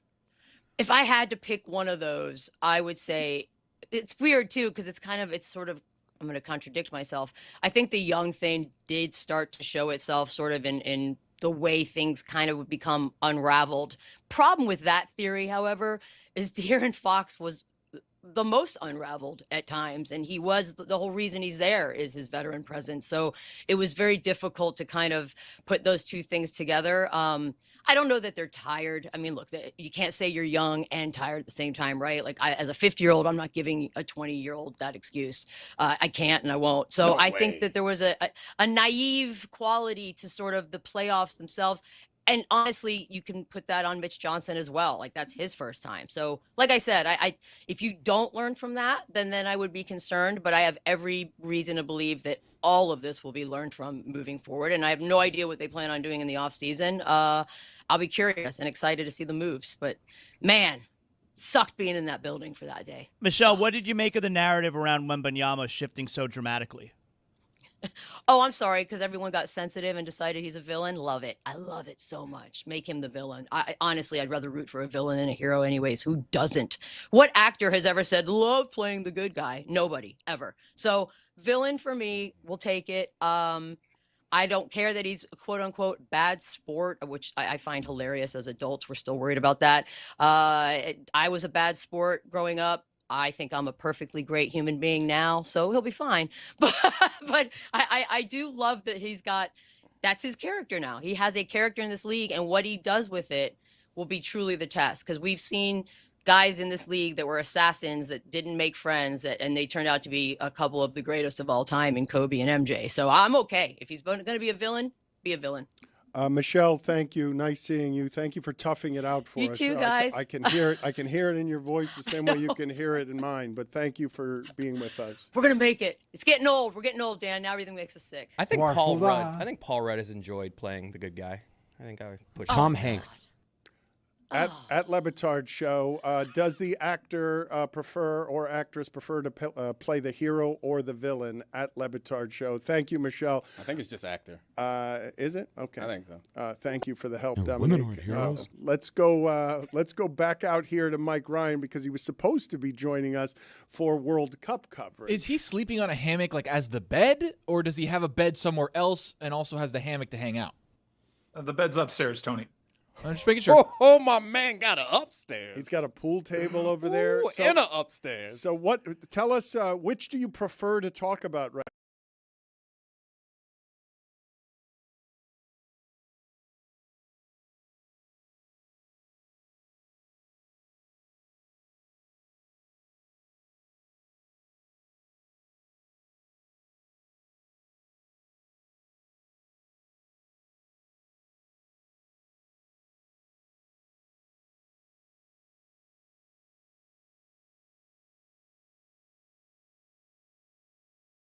Giannis, given his age and what we just saw last year. So I'm hugely pumped about what Zito and the Panthers did in acquiring Brady Tkachuk. It's crazy that they have a new best player when Barkov is on the team. Brady Tkachuk fits in so well with this team in terms of being a two-way player. And as Michelle said, it's fun being the bad guy. We somehow even got more unlikable with this trade, which I can't wait to see the season play out. And it doesn't seem like they're done. It looks like Bob is gone, and they're going to try to upgrade at the goalie position. If they somehow get Hellebuck too, which I don't think is even possible, but if they get Hellebuck too, this is probably the most loaded team we've ever put together. Mike, I'm super pumped about Brady Tkachuk also, obviously, and the Panthers are without question a Stanley Cup contender, if not one of the favorites, but Giannis is bigger than Brady Tkachuk. Like, Giannis is a lot better at what he does than Brady Tkachuk is, and I'm so happy with Brady Tkachuk. Yeah, I think high-end ceiling, I'm not going to debate. I think part of the reason that we've been talking about Giannis for like 3 years, it seems. I think that I don't think that the time is now to poke holes in the fears of what Giannis may develop into. There were signs of that last year. I won't debate you. His high-end ceiling, if he can recapture that form of a couple of years ago, he's one of the best players in the league. But I also think Brady Tkachuk is one of the best players in the league, and I don't think Florida fans or hockey fans in general are all that familiar with him because what he did with Ottawa this season, particularly before the Olympics. I just think the world of this guy. I think he's much better than Matthew, and I love Matthew. Whoa, you think he's much better than Matthew? Yeah. I think he's certainly more talented. He's certainly a goal scorer that you can depend on more. He's got more goal scoring punch. Bigger hitter. Yeah, he's big, physical. He plays in so well to what Florida is doing. And look, he's young. I think he's going to continue to improve. It's an interesting debate. Look, if you want to tell me Giannis is irrefutably better, I understand the passion behind that. But I think the Florida Panthers pretty much just guaranteed a path to the Eastern Conference Finals. And I like that they gave Carolina a day to celebrate. Their forwards obviously are loaded. I just do worry about Bobrovsky 38 gone. Like that's not a small piece, right? I don't know how worried you guys are about that, but you can't just go in with goaltending problems no matter how good you are up front. You don't have to have a great goaltender to win the Stanley Cup anymore. Typically, you needed a guy to get hot. Look who just won the Stanley Cup for Carolina. They had a goalie change in the middle of that series. And it's not like Bob was tremendous during his time in Florida. Yeah, there were stretches where he made big time saves, but keep in mind how this entire run started for Florida. It started with Alex Lyon. Bob had lost his job. Yeah, but when they were winning championships, Mike, he was great. Yeah, he was good in certainly individual games. He was great. It was a bit of a roller coaster with Bob. My point is, I don't think Bob is going to be that difficult to replace. I think when you juxtapose it with the challenge in front of the Heat's front office, that mountain is way more steep.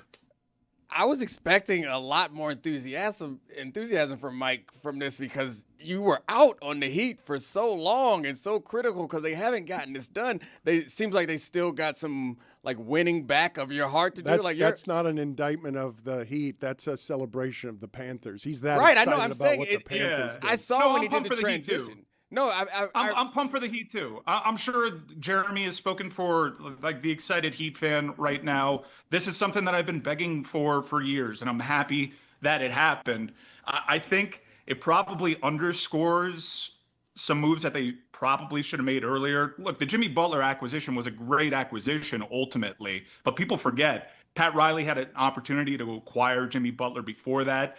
Didn't want to part with Josh Richardson at the time. Philadelphia got him, and that's another half season that could have played into a larger Heat window. And I think you look at some of the guys that Miami finally felt compelled to move. I think individually you could have gotten more for them and in separate deals, and you wouldn't have a roster that is as depleted right now.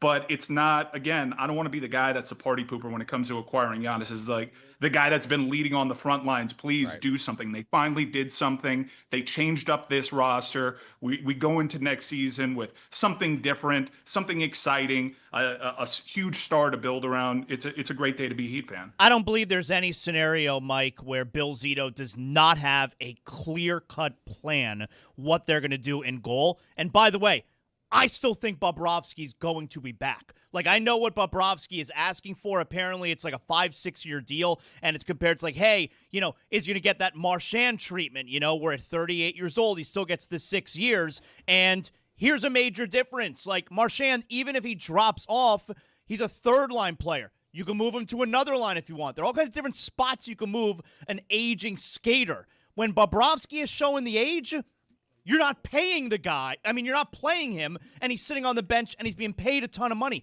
I don't think he's going to get the years that he's looking for. I think he's going to be back with the team. Sergei Bobrovsky. Your guess is as good as mine. I've heard it's that better. He's just he's asking for an insane amount of money, and if he's trying to command that much money, I think we go for someone younger. And there have been some interesting names out there, Bennington, like that. I just think that you can replace Sergei Bobrovsky. I do hope that he stays because, as a Florida Panthers fan, I do have loyalty to the guy. I thought he made some great all-time saves that are franchise changing. So we'll see. I have no doubt. I think Bill Zito has earned the trust. Sergei Bobrovsky. The World Cup, Mike, you're at the middle. You're in Mexico, and what is the reason that you've decided to just immerse yourself here in all things World Cup and leave Miami, where there's plenty of World Cup immersing us? Because the streets here are crazy. It's everywhere, so and much trash. There is so much partying going on in our city, and yes, so much trash as well.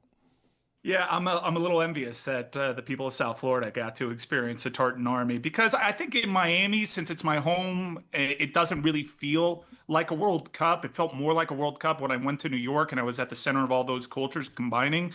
And this is going to sound really stupid to say, but it wasn't until I traveled to another country for the World Cup that I truly realized how massive an event this is. Like when those players step onto the pitch, truly, like most sport fans on the planet are watching a guy from Algeria step onto a Levi's Stadium pitch, and they're fully aware of, Flo Balogun and Christian Pulisic. It's just everyone in the world celebrating one thing at the same time. I went to this place called La Minerva, which was like a central square here in Guadalajara that the Colombians just took over, and it was a huge pep rally. It was part Lollapalooza, part high school pep rally. People were getting thrown in the air, and it was just such an incredible, overwhelming sensation of culture and joy.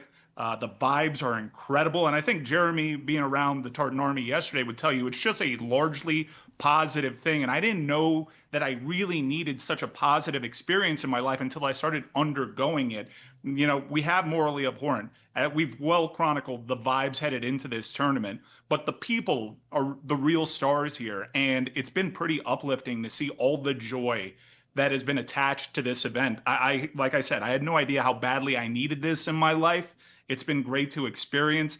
The Colombian people, the Mexican people, we're going to experience some people from DR Congo. I'm really excited to see Lumumba in person. And I said it the last time I was on the show. I recommend, I know the ticket prices are a lot for a lot of people, but if you're considering the sacrifice, do it, because this is the coolest thing I've ever done. It's not a lot when you can afford a hotel room that comes complete with a carport. 2 floors, baby. Yeah. Yeah. I mean, this is like, again, the exchange rate. This is basically a couple value meals.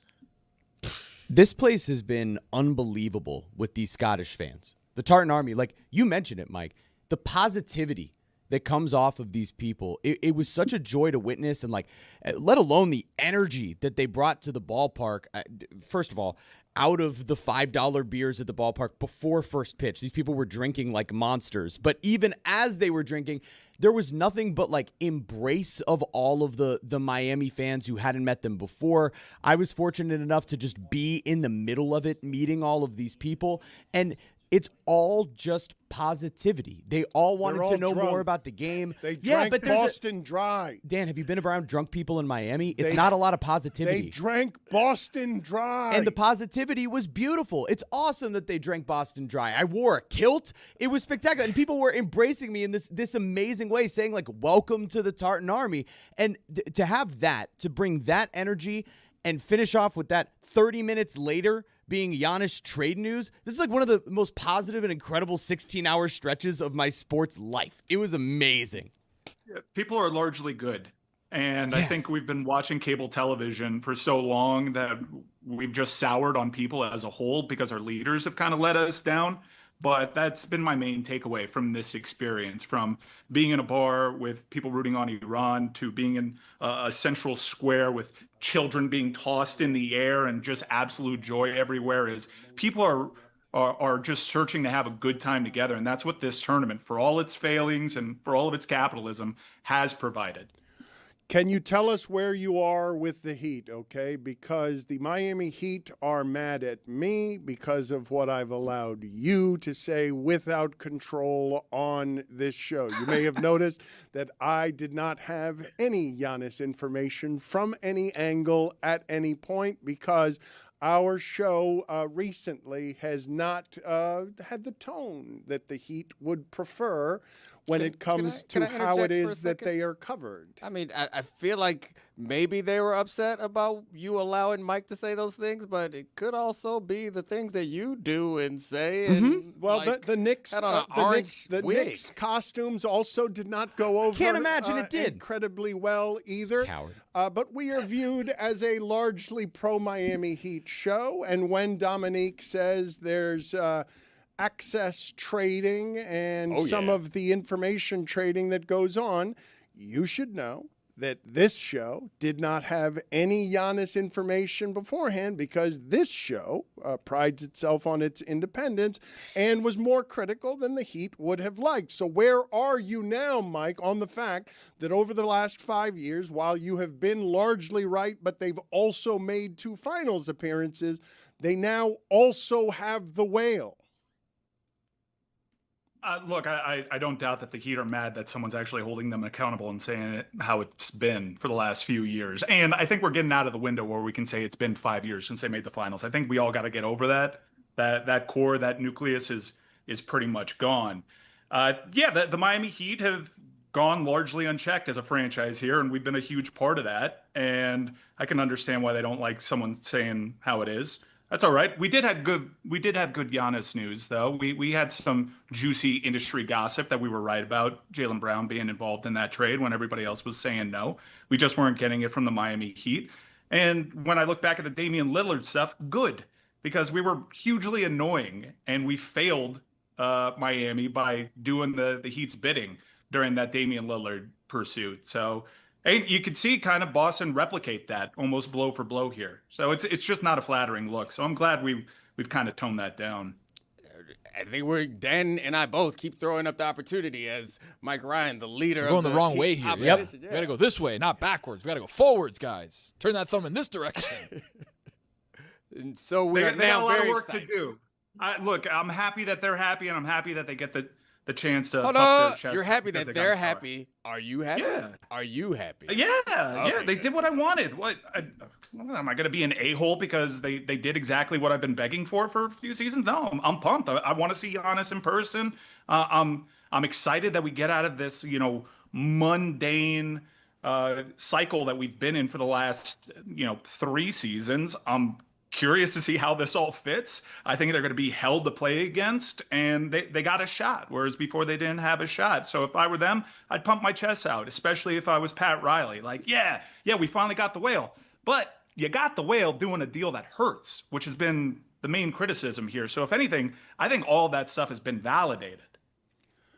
Yeah, but I would say that the Miami Heat fan base is incredibly spoiled. It's been a year between Jimmy Butler and Giannis, and I understand that last year of Jimmy Butler was messy, but it's been a year, and they did make the finals 2 times in the last 5-6 years. Like, we can be critical, but also we can be critical while incredibly spoiled, because this last year, while it was awful, does get the impatience to grow to a volume that is pretty unreasonable. One thing Mike and I have agreed on always is that the intermediate trade was something that could have been done to improve that roster. The OG Anunoby, Pascal Siakam, we've gone through that. The reason they were able to land a star now is because not necessarily Pat Riley, but the rest of the front office drafting as well as they did over the last few years. Gaining guys in Kasper Siakachonis and Khalil Ware with high ceilings in first-round picks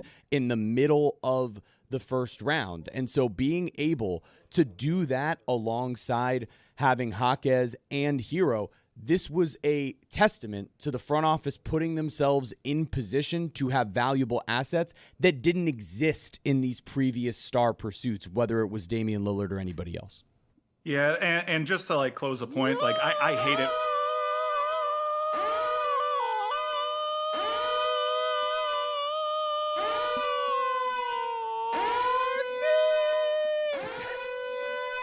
You know what that means, of course. Ramona Shelburne is with us. That's the alarm that signals her arrival. Go ahead and finish your point, Mike. I think it's kind of a loser attitude to say that fans are spoiled.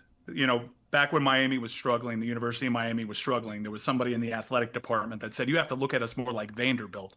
No, the standards are in place for a reason. The Miami Heat set the standard where it was. It's not okay that they've had the last few seasons. I think everybody in that building will tell you that to your face, while also lamenting the fact that people have held them accountable for failing to reach that standard. They want it both ways, the Miami Heat do, and I get it. They've had a lot of success, and there's a lot of ego in that building, and they just got Giannis, so more power to them. But we've been calling it right since they failed against Denver. They needed to do something drastically to improve this roster. It's been okay. All right. It's a very effective tool. It's a very effective tool. Please continue, I'm going Mike. to. That was me. Yeah, please I'm going to drink a lot of tequila. Please continue, Mike. Vamos cafeteros. Happy Please, Honest Day. please finish your point, Mike. Continue, please. No, I'm good. Thank you very much. Enjoy celebrating. Good talking Giannis. soccer with you all. See you later. Have fun with the watermelon. Ramona, thank outta you here. for joining us. Your thoughts on the overnight activities of the Milwaukee Bucks and the Miami Heat.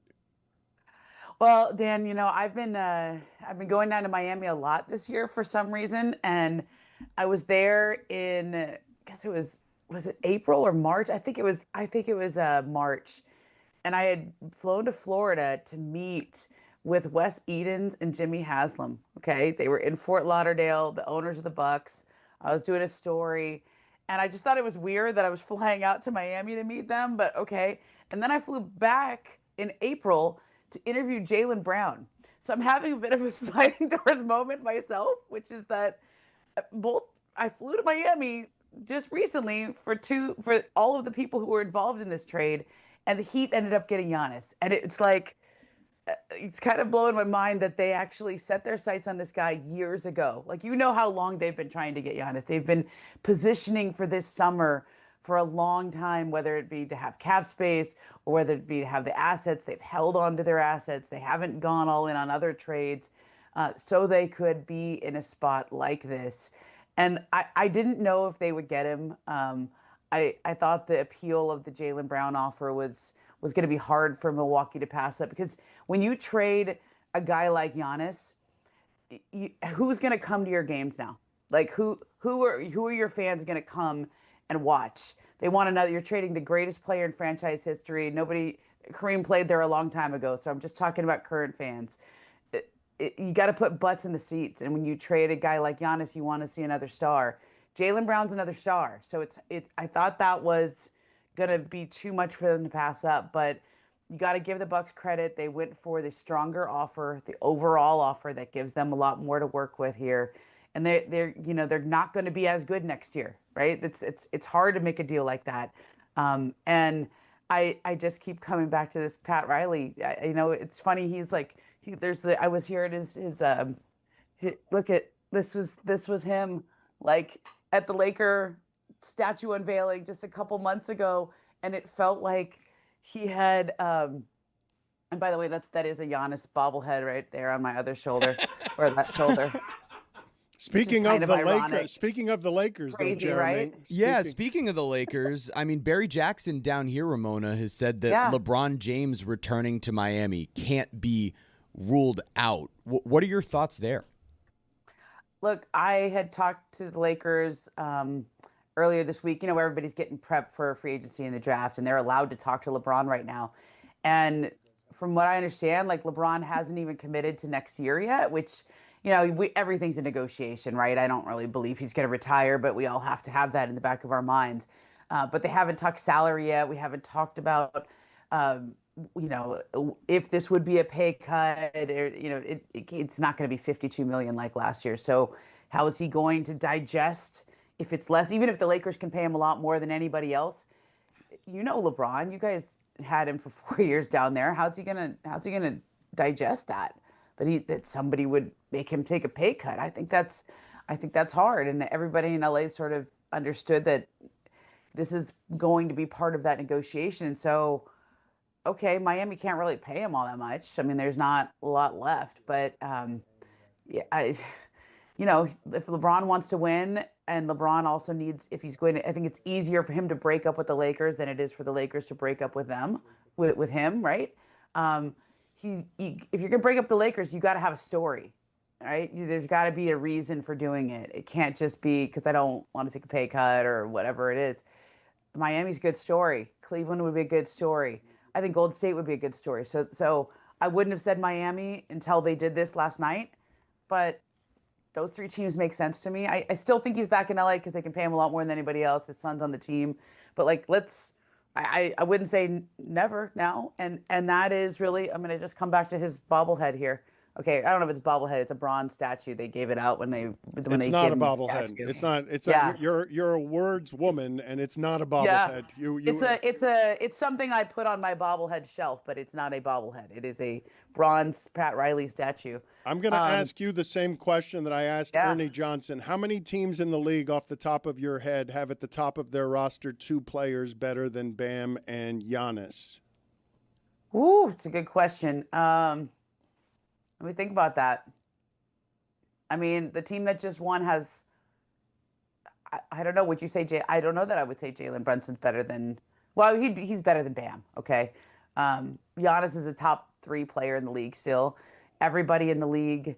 I don't know that you would have him. You wouldn't put Giannis above Wemby anymore. I think Wemby showed enough, but I don't think the second best player on the Spurs is as good as.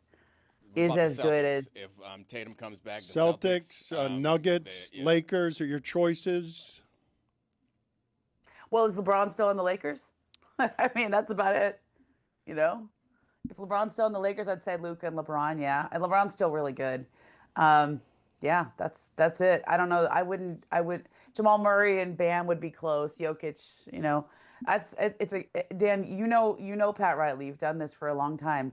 When you have the star, everything falls into place. But I think this is really more about the fact that they wouldn't tank all those years, that they tried to stay competitive. I know everybody hated all those play-in tournament appearances, and it just feels kind of cheap to just keep getting in as the 9 or 10 seed and hoping you can catch some magic. But it matters because you were developing players, you were trying to win, you still had that Heat culture, you were still trying. When you full on tank, I think it kills your competitive spirit. I think it kills that culture. I haven't seen many people be able to obviously Oklahoma City's been able to do that. San Antonio did that for just a hot minute, but it takes a long time to shake off the losing. You can't just do it overnight. And I give the Heat a lot of credit. They stuck with it through these. I mean, what the hell kind of defense were they playing last year? They were just doing all this gimmick stuff. They've been trying to just, tread water, waiting for this star and keep their assets ready for this moment. And I give them credit for hanging in there, because not a lot of people would, not a lot of people would be able to stomach what they've had to go through, that mediocrity the last few years. Ramona, thank you for making the time for us. We appreciate seeing you and always the information and the work. Thank you. And now I come down to Miami for Giannis and not somebody else's interview. That'll be fun. That's correct. Thank you. I do think, though, I know that Mike objects to spoiled, but you don't always get the superstars. Like, it's LeBron, Shaq, and Giannis. It's Yeah, we do, Dan. We do get to get the superstar, We've Dan. done it over We and do over get to again, get Dan. the It's what we superstar, do. Dan. Guess That's what we do! Giannis Antetokounmpo's here. Antetokounmpo for 3.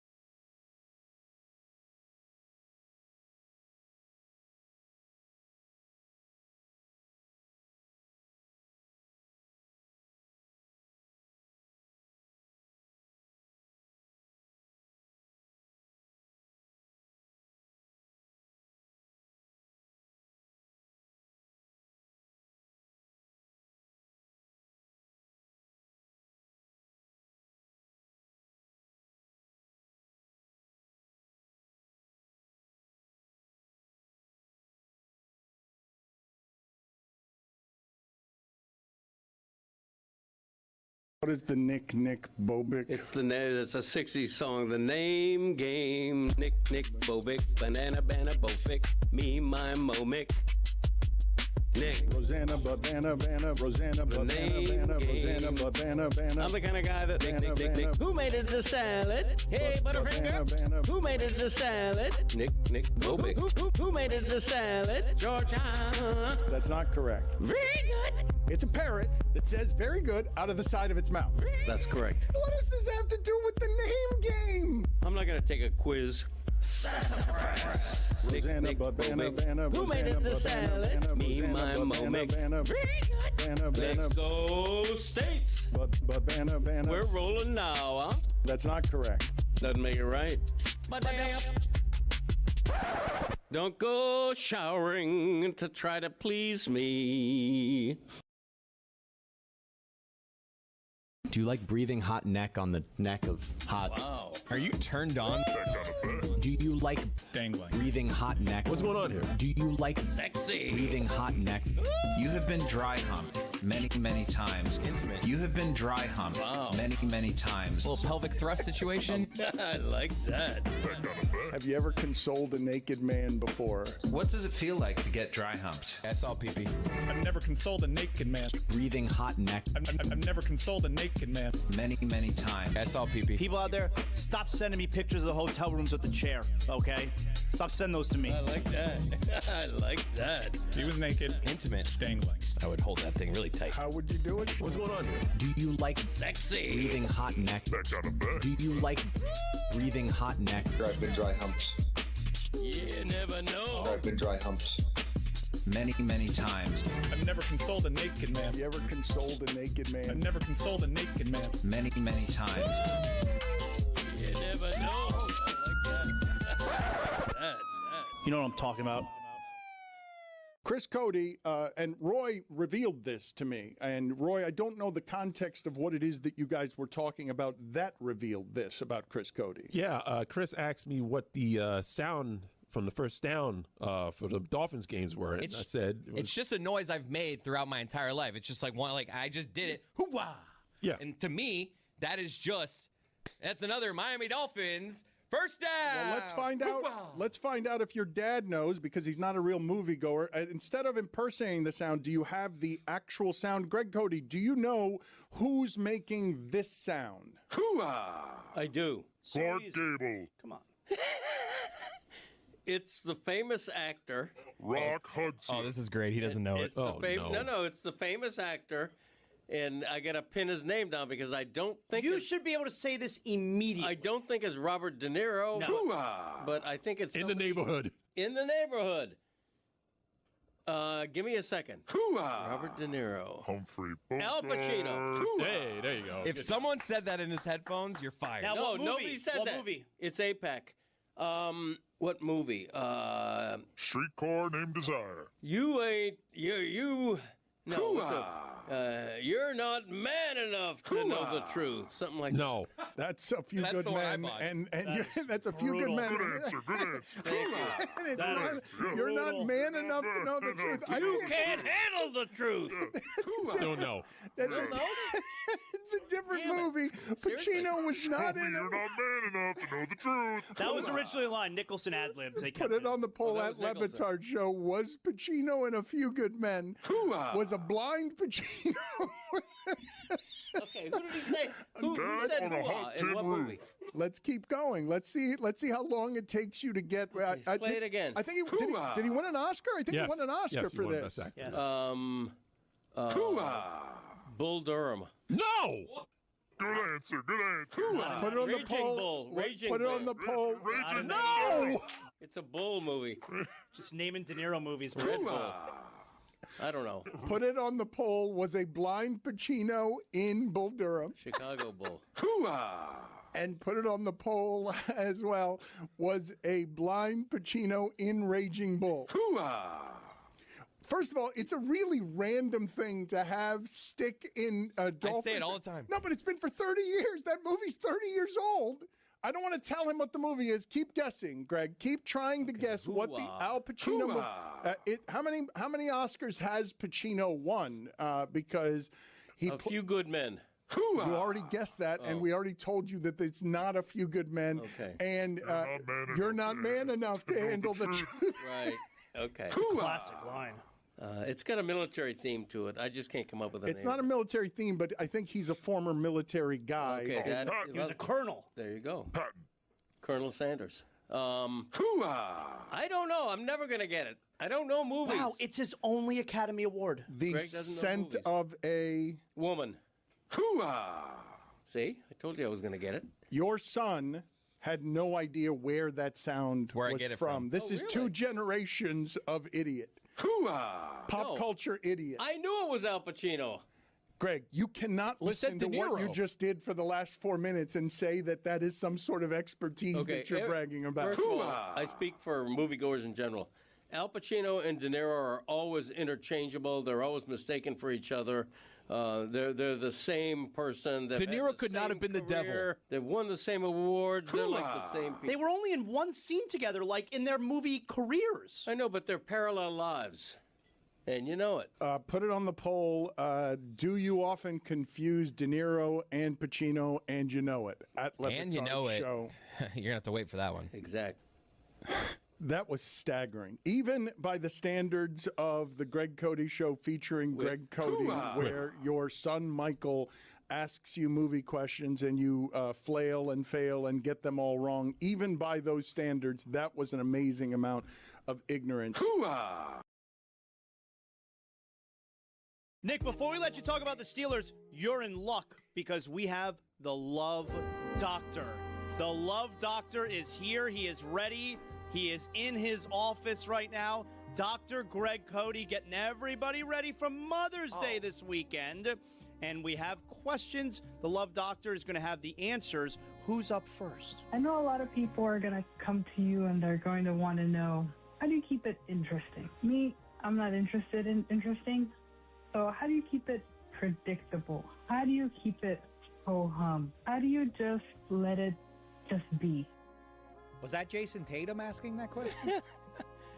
Young lady, you are my kind of gal. That's my lane. That's my lane of romance. I invented predictable. Nobody has perfected the art of dull routine like yours truly. As a matter of fact, little inside information here, my wife and I schedule our naughty time months in advance, like doctor's appointments. Quite often, she'll have to cancel because she said something came up. Unfortunately, sometimes I'll have to cancel because something didn't come up. That kind of thing. It's good luck for us. Do we have another question for the Love Doctor here after such Can't great do advice? this with Chris listening. Oh, we're doing it, baby. What are you guys doing, man? Oh, you want question number 2? Yeah, let's go question number 2. Oh, yeah, Greg. Hey, man, I need your help, man. So I'm out of town for Mother's Day, trying to figure out what can I get my girl for Mother's Day in another city. Oh, wow. Buddy, I'm worried about this. Not one, but 2 of the Love Doctor's marriages began rending like cheap fabric when Greg was either out of town at a sporting event or away at a doctoral conference. And the exes were doing the clandestine bumpy bump behind my back. Jack, I suggest you get your girl what you'd never expect, a private eye to keep an eye on her randy ass. You know about that Randy ass, Nick? I don't like this at all. Thank you, Love Doctor. Don't go anywhere. We may go back to you. Appreciate you. I don't like this at all. Somehow, the least embarrassing Cody on today's show. Wait till Nick finds out that Chris, with Greg sitting nearby, admitted about a half an hour ago that when he's having a hard time becoming aroused, he thinks of his wife's twin sister to get in the mood. It was a shocking revelation. That's what happened, Nick. Shocking. That happened. Yeah, he did. No, he did. Yeah, he did. Yeah, he did. He did. It was shocking. Unnecessary, also. I don't like. This isn't.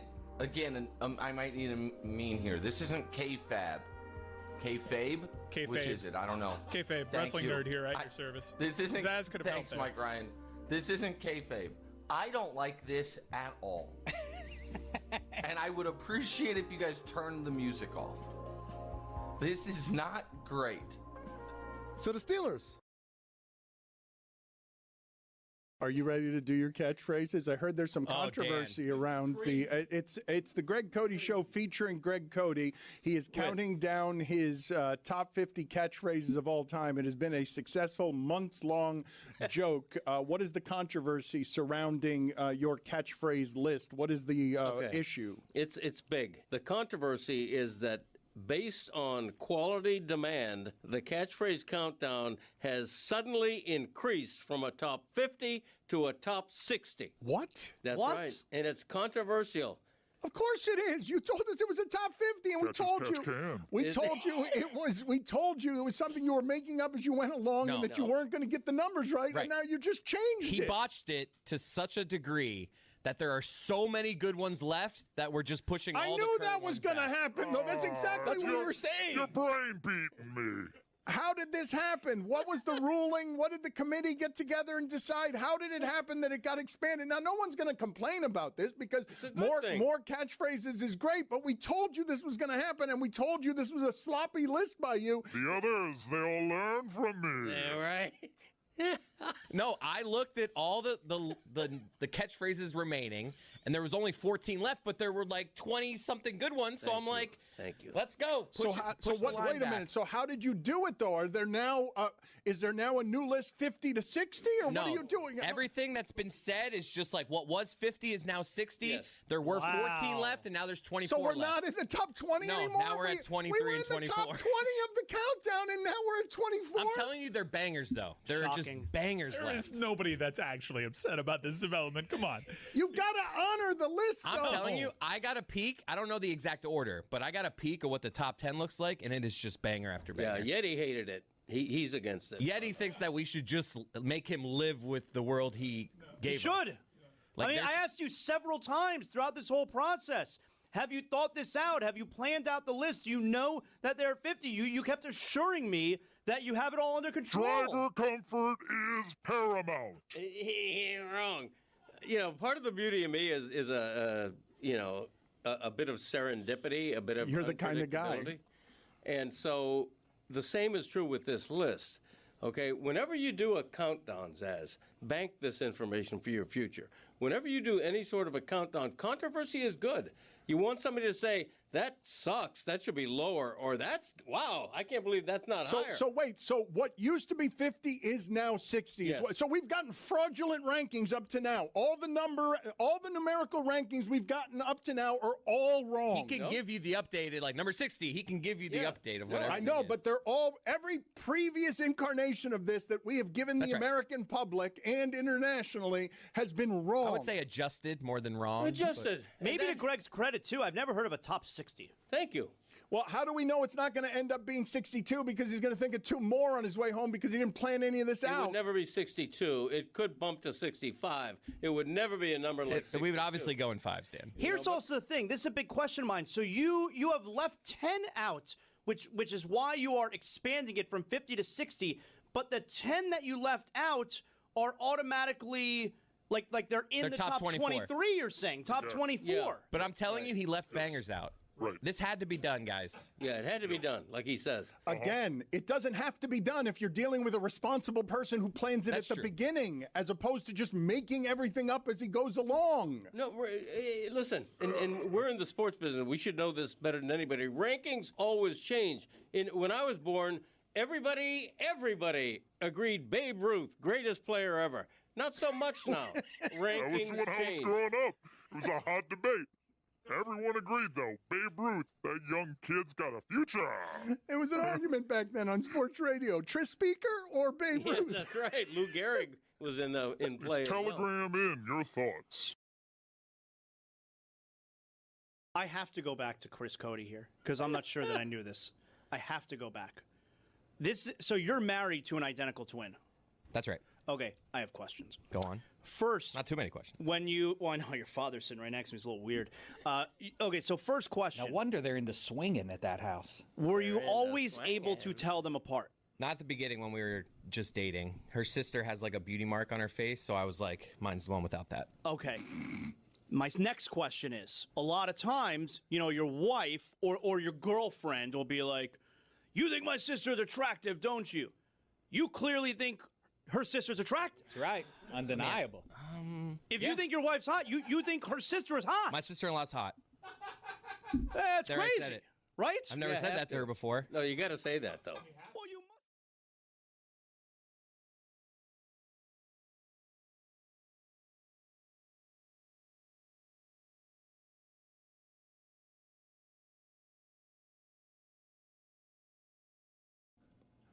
Juju will be with us here in a second to update the polls. Got a number of things that I want to get to before we get out of here for the day.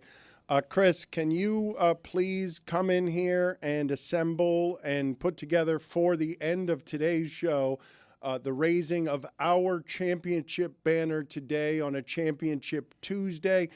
The best day when no games are being played around Heat basketball since those three players came up on a platform and rose up, Chris Bosh, LeBron James, Dwayne Wade, and seemed to signal to everyone the winning of a championship before a game had been played. Today felt a little bit like this, and I caution all of you, I really think that people are sleeping when they think of the idea that this is a team being built for next year, like 2 years from now, 3 years from now, 4 years from now. They're going to build it to win a championship next year. Like, that's what they're going to try to do. Pat Riley's not doing 2 and 3 and 4 year plans. He's going to try and win the championship next year. And I think that the idea of a slow, patient process on this is not what they're doing. It's real all or nothing stuff on we intend to win because New York just won and we're fighting with Boston at the top of the conference. I also want to get to some video because we are neither topical nor timely. Jeremy, when he had a whole film crew with him earlier, said you wouldn't believe what happened after we stopped and weren't on live anymore. He said something good happened where a fan showed up, but we didn't catch it on camera. So let's play it now 3 hours later. Kendall, good work. I stopped here to tell you this. Dude. We are freak. Yeah, I love that. Jay? Yeah, Jay, listen. My man. It's been 10 plus years, and this is what we get. All right? Jay, I love you, man. That's awesome. Where are you going to work? I'm at the Coast Guard, baby. My man, thank you. And thank you for your service. I'm going to bring your name up on this right now. Jay from the Coast Guard. My man. Would have been good 2 or 3 hours ago. But thank you, Jay, for your service. Speaking of which, thank you not at all, My Jeremy, man. for yours. And also, speaking of not topical and not timely, here's a mean video from the Knicks parade. We're headed up to the security checkpoint. We'll see what's going to happen here. Will they allow us with all our gear, or is this as far as we go? I'm about to be the one to bust my ass right now. Hold on. We made it inside. I'll be honest with you. Sean's got a backpack that will get flagged anywhere, any security situation around the world. It looked like wires and timers and stuff. I was like, oh my God, I don't know him. She was just like, hey, just have him hold your backpack as you walk through. I was like, really? And we're in. You can see the crowd is already crazy. My girlfriend cheated. My dad got deported. But we champions! The Celtics. Knicks in 5, bitch. What about Trae Young? Trae Young, too. It's about time. So this guy right here literally just walked up and said, what's happening here? Can you imagine not knowing, like, I'm not saying you got to be a Knicks fan or you got to be all in it, but like to literally be like, why is there so much traffic? Did you buy this or have you had this since Jeremy Lin was playing for the Knicks? I've had this since I was like 10 years old. Linsanity, dude. Jeremy Lin rocks. Now that guy's got a view. That guy's got a view. What up? You can't tell me there's not at least 3 million people here. Look at this. On top of the cop car, man. Without a cop van. What's up, bro? What's up, man? How you doing? I've never seen New York this happy and this nice and friendly. I feel like I fell into a bizarro version of New York. Everyone's nice, even the cops. What are you laughing about? So much. What up? Yo, what up? Good to see you. Hey, I'm in the thanks. house, baby. Yeah, that's right. I'm Amin. No big deal. See you. What up? Give me 5. You want a picture right now? No? Selfie? Sean, put the camera back on. Say it again. What up? Jeremy and him both did that. Oh, no, Jeremy did a my man. I love, please clip that. For tomorrow's What is it, show, Jay? My man. For Yeah, you really tomorrow's made show, sure that guy knew he was your man. I need that. Yeah. I don't know what we're going to do tomorrow, but I know it's going to Thank be you, Jay. drenched in my man. That's my man. What Amin did would have been better a week ago. And Chris, can you get in here and start our ceremony? We are going to unfurl a Championship Tuesday banner here, but Juju is here to update the polls. And also, Juju, do you have a top 5 list for us today? Oh, yeah, man. I got a top 5 potential free agents that might be 5 for y'all boys to look out for. You dig it? Oh, First off, oh, well, lie. Kobe White. My boy cut the fro off. He looking like heat culture. Probably smelling like it. Nextly, I don't know how bad y'all want him, but Chris Middleton. He out there for you. If you want him, probably for the LO. Salute to Shawty Low. Another OLI, Anthony Simons. Oh, God, he's good. Those are going to be Very expensive, good. though. You're not going to get White and Simons that cheap, are you? Like those, you're Maybe not. not. You just got to keep an eye on them, brother. right. I'm not saying you're going to get them. You just keep one of your eyes on them. All right. You feel me? All right. Next, Tim Hardaway Jr., also OLI. You know what I'm saying? We like the boy down here. But number 5, starting off the real deal list, Quentin Grimes. Very good with the Sixers this year. Aggressive, and he got exactly what y'all boys looking for. Check out my boy. Number 4, the best shooter in the world, like Tony said, Luke Kennard. Now my take, Stan Van Gundy said that, and then Dan sent me a video of Luke Kennard hitting the side of the backboard against Houston.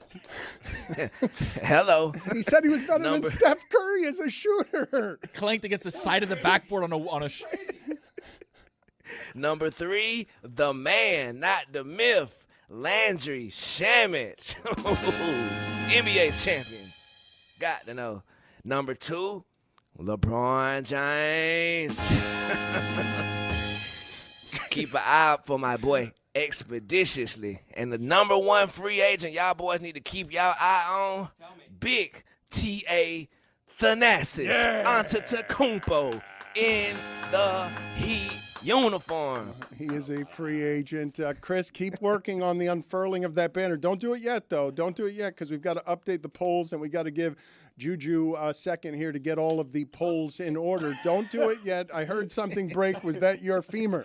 What was it that just? What is it that I just? I'm gonna plug this back in. Okay, be careful, please. Don't electrocute yourself. The big close to the show today will be the unfurling of the Miami Heat's Championship Tuesday banner. Let's go ahead and update the polls, Juju. Good angle for me. Did you know that the fine for littering in Miami Beach is $1,500 for the first offense? 86% of the audience says no, they did not. Family. Does Ernie Johnson still live in black and white? Confusing for people who ain't watching the show. 81% of the audience says yes, my boy does. Family. I also like to just make the announcement. I am officially washed. As a Celtics fan, I'm washed. I spent last week hugging, damn near crying with my homeboy who's been a Knicks fan his whole life, my boy Mike. Salute. I'm talking about I was tearing up, so happy for him. And then last night when the Giannis thing happened, the first person I thought of was my brother Zaslow. I was like, just tell them, Zaslow, they've been wrong as hell all week, and I'm just rooting for y'all. So I might be the lamest Celtics fan in the history of the world. My man. Neither here nor there. You're welcome on the bandwagon, my man. Do actors prefer to play the hero or the villain? 66% of the audience says the villain. And last poll, F. Boston. 90% of the audience says yes, and those are your polls. Family. Thank you. And on that note, let's turn the lights down so that we could do this video appropriately. We will again tell the audio audience that if you wish to see this, YouTube, Le Batard and Friends is where you want to go. You want to have a video accompaniment to this big At Le Batard ceremony. Show. Yes, thank you. At Le Batard Show. Let's all enjoy what is this Championship Tuesday, where we won these 12 hours. Right before, we didn't even talk about the NBA draft, which is tonight, but these 12 hours, let's go ahead and turn off the lights here. And let's go dark here on YouTube Live as we unfurl our banner.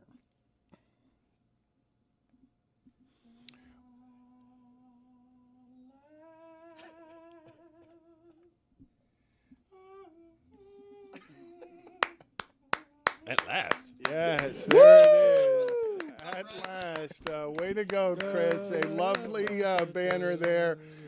Miami defeats Boston on the only Tuesday that matters, a Tuesday in June. Tuesday title, baby. We got a Tuesday title, my man.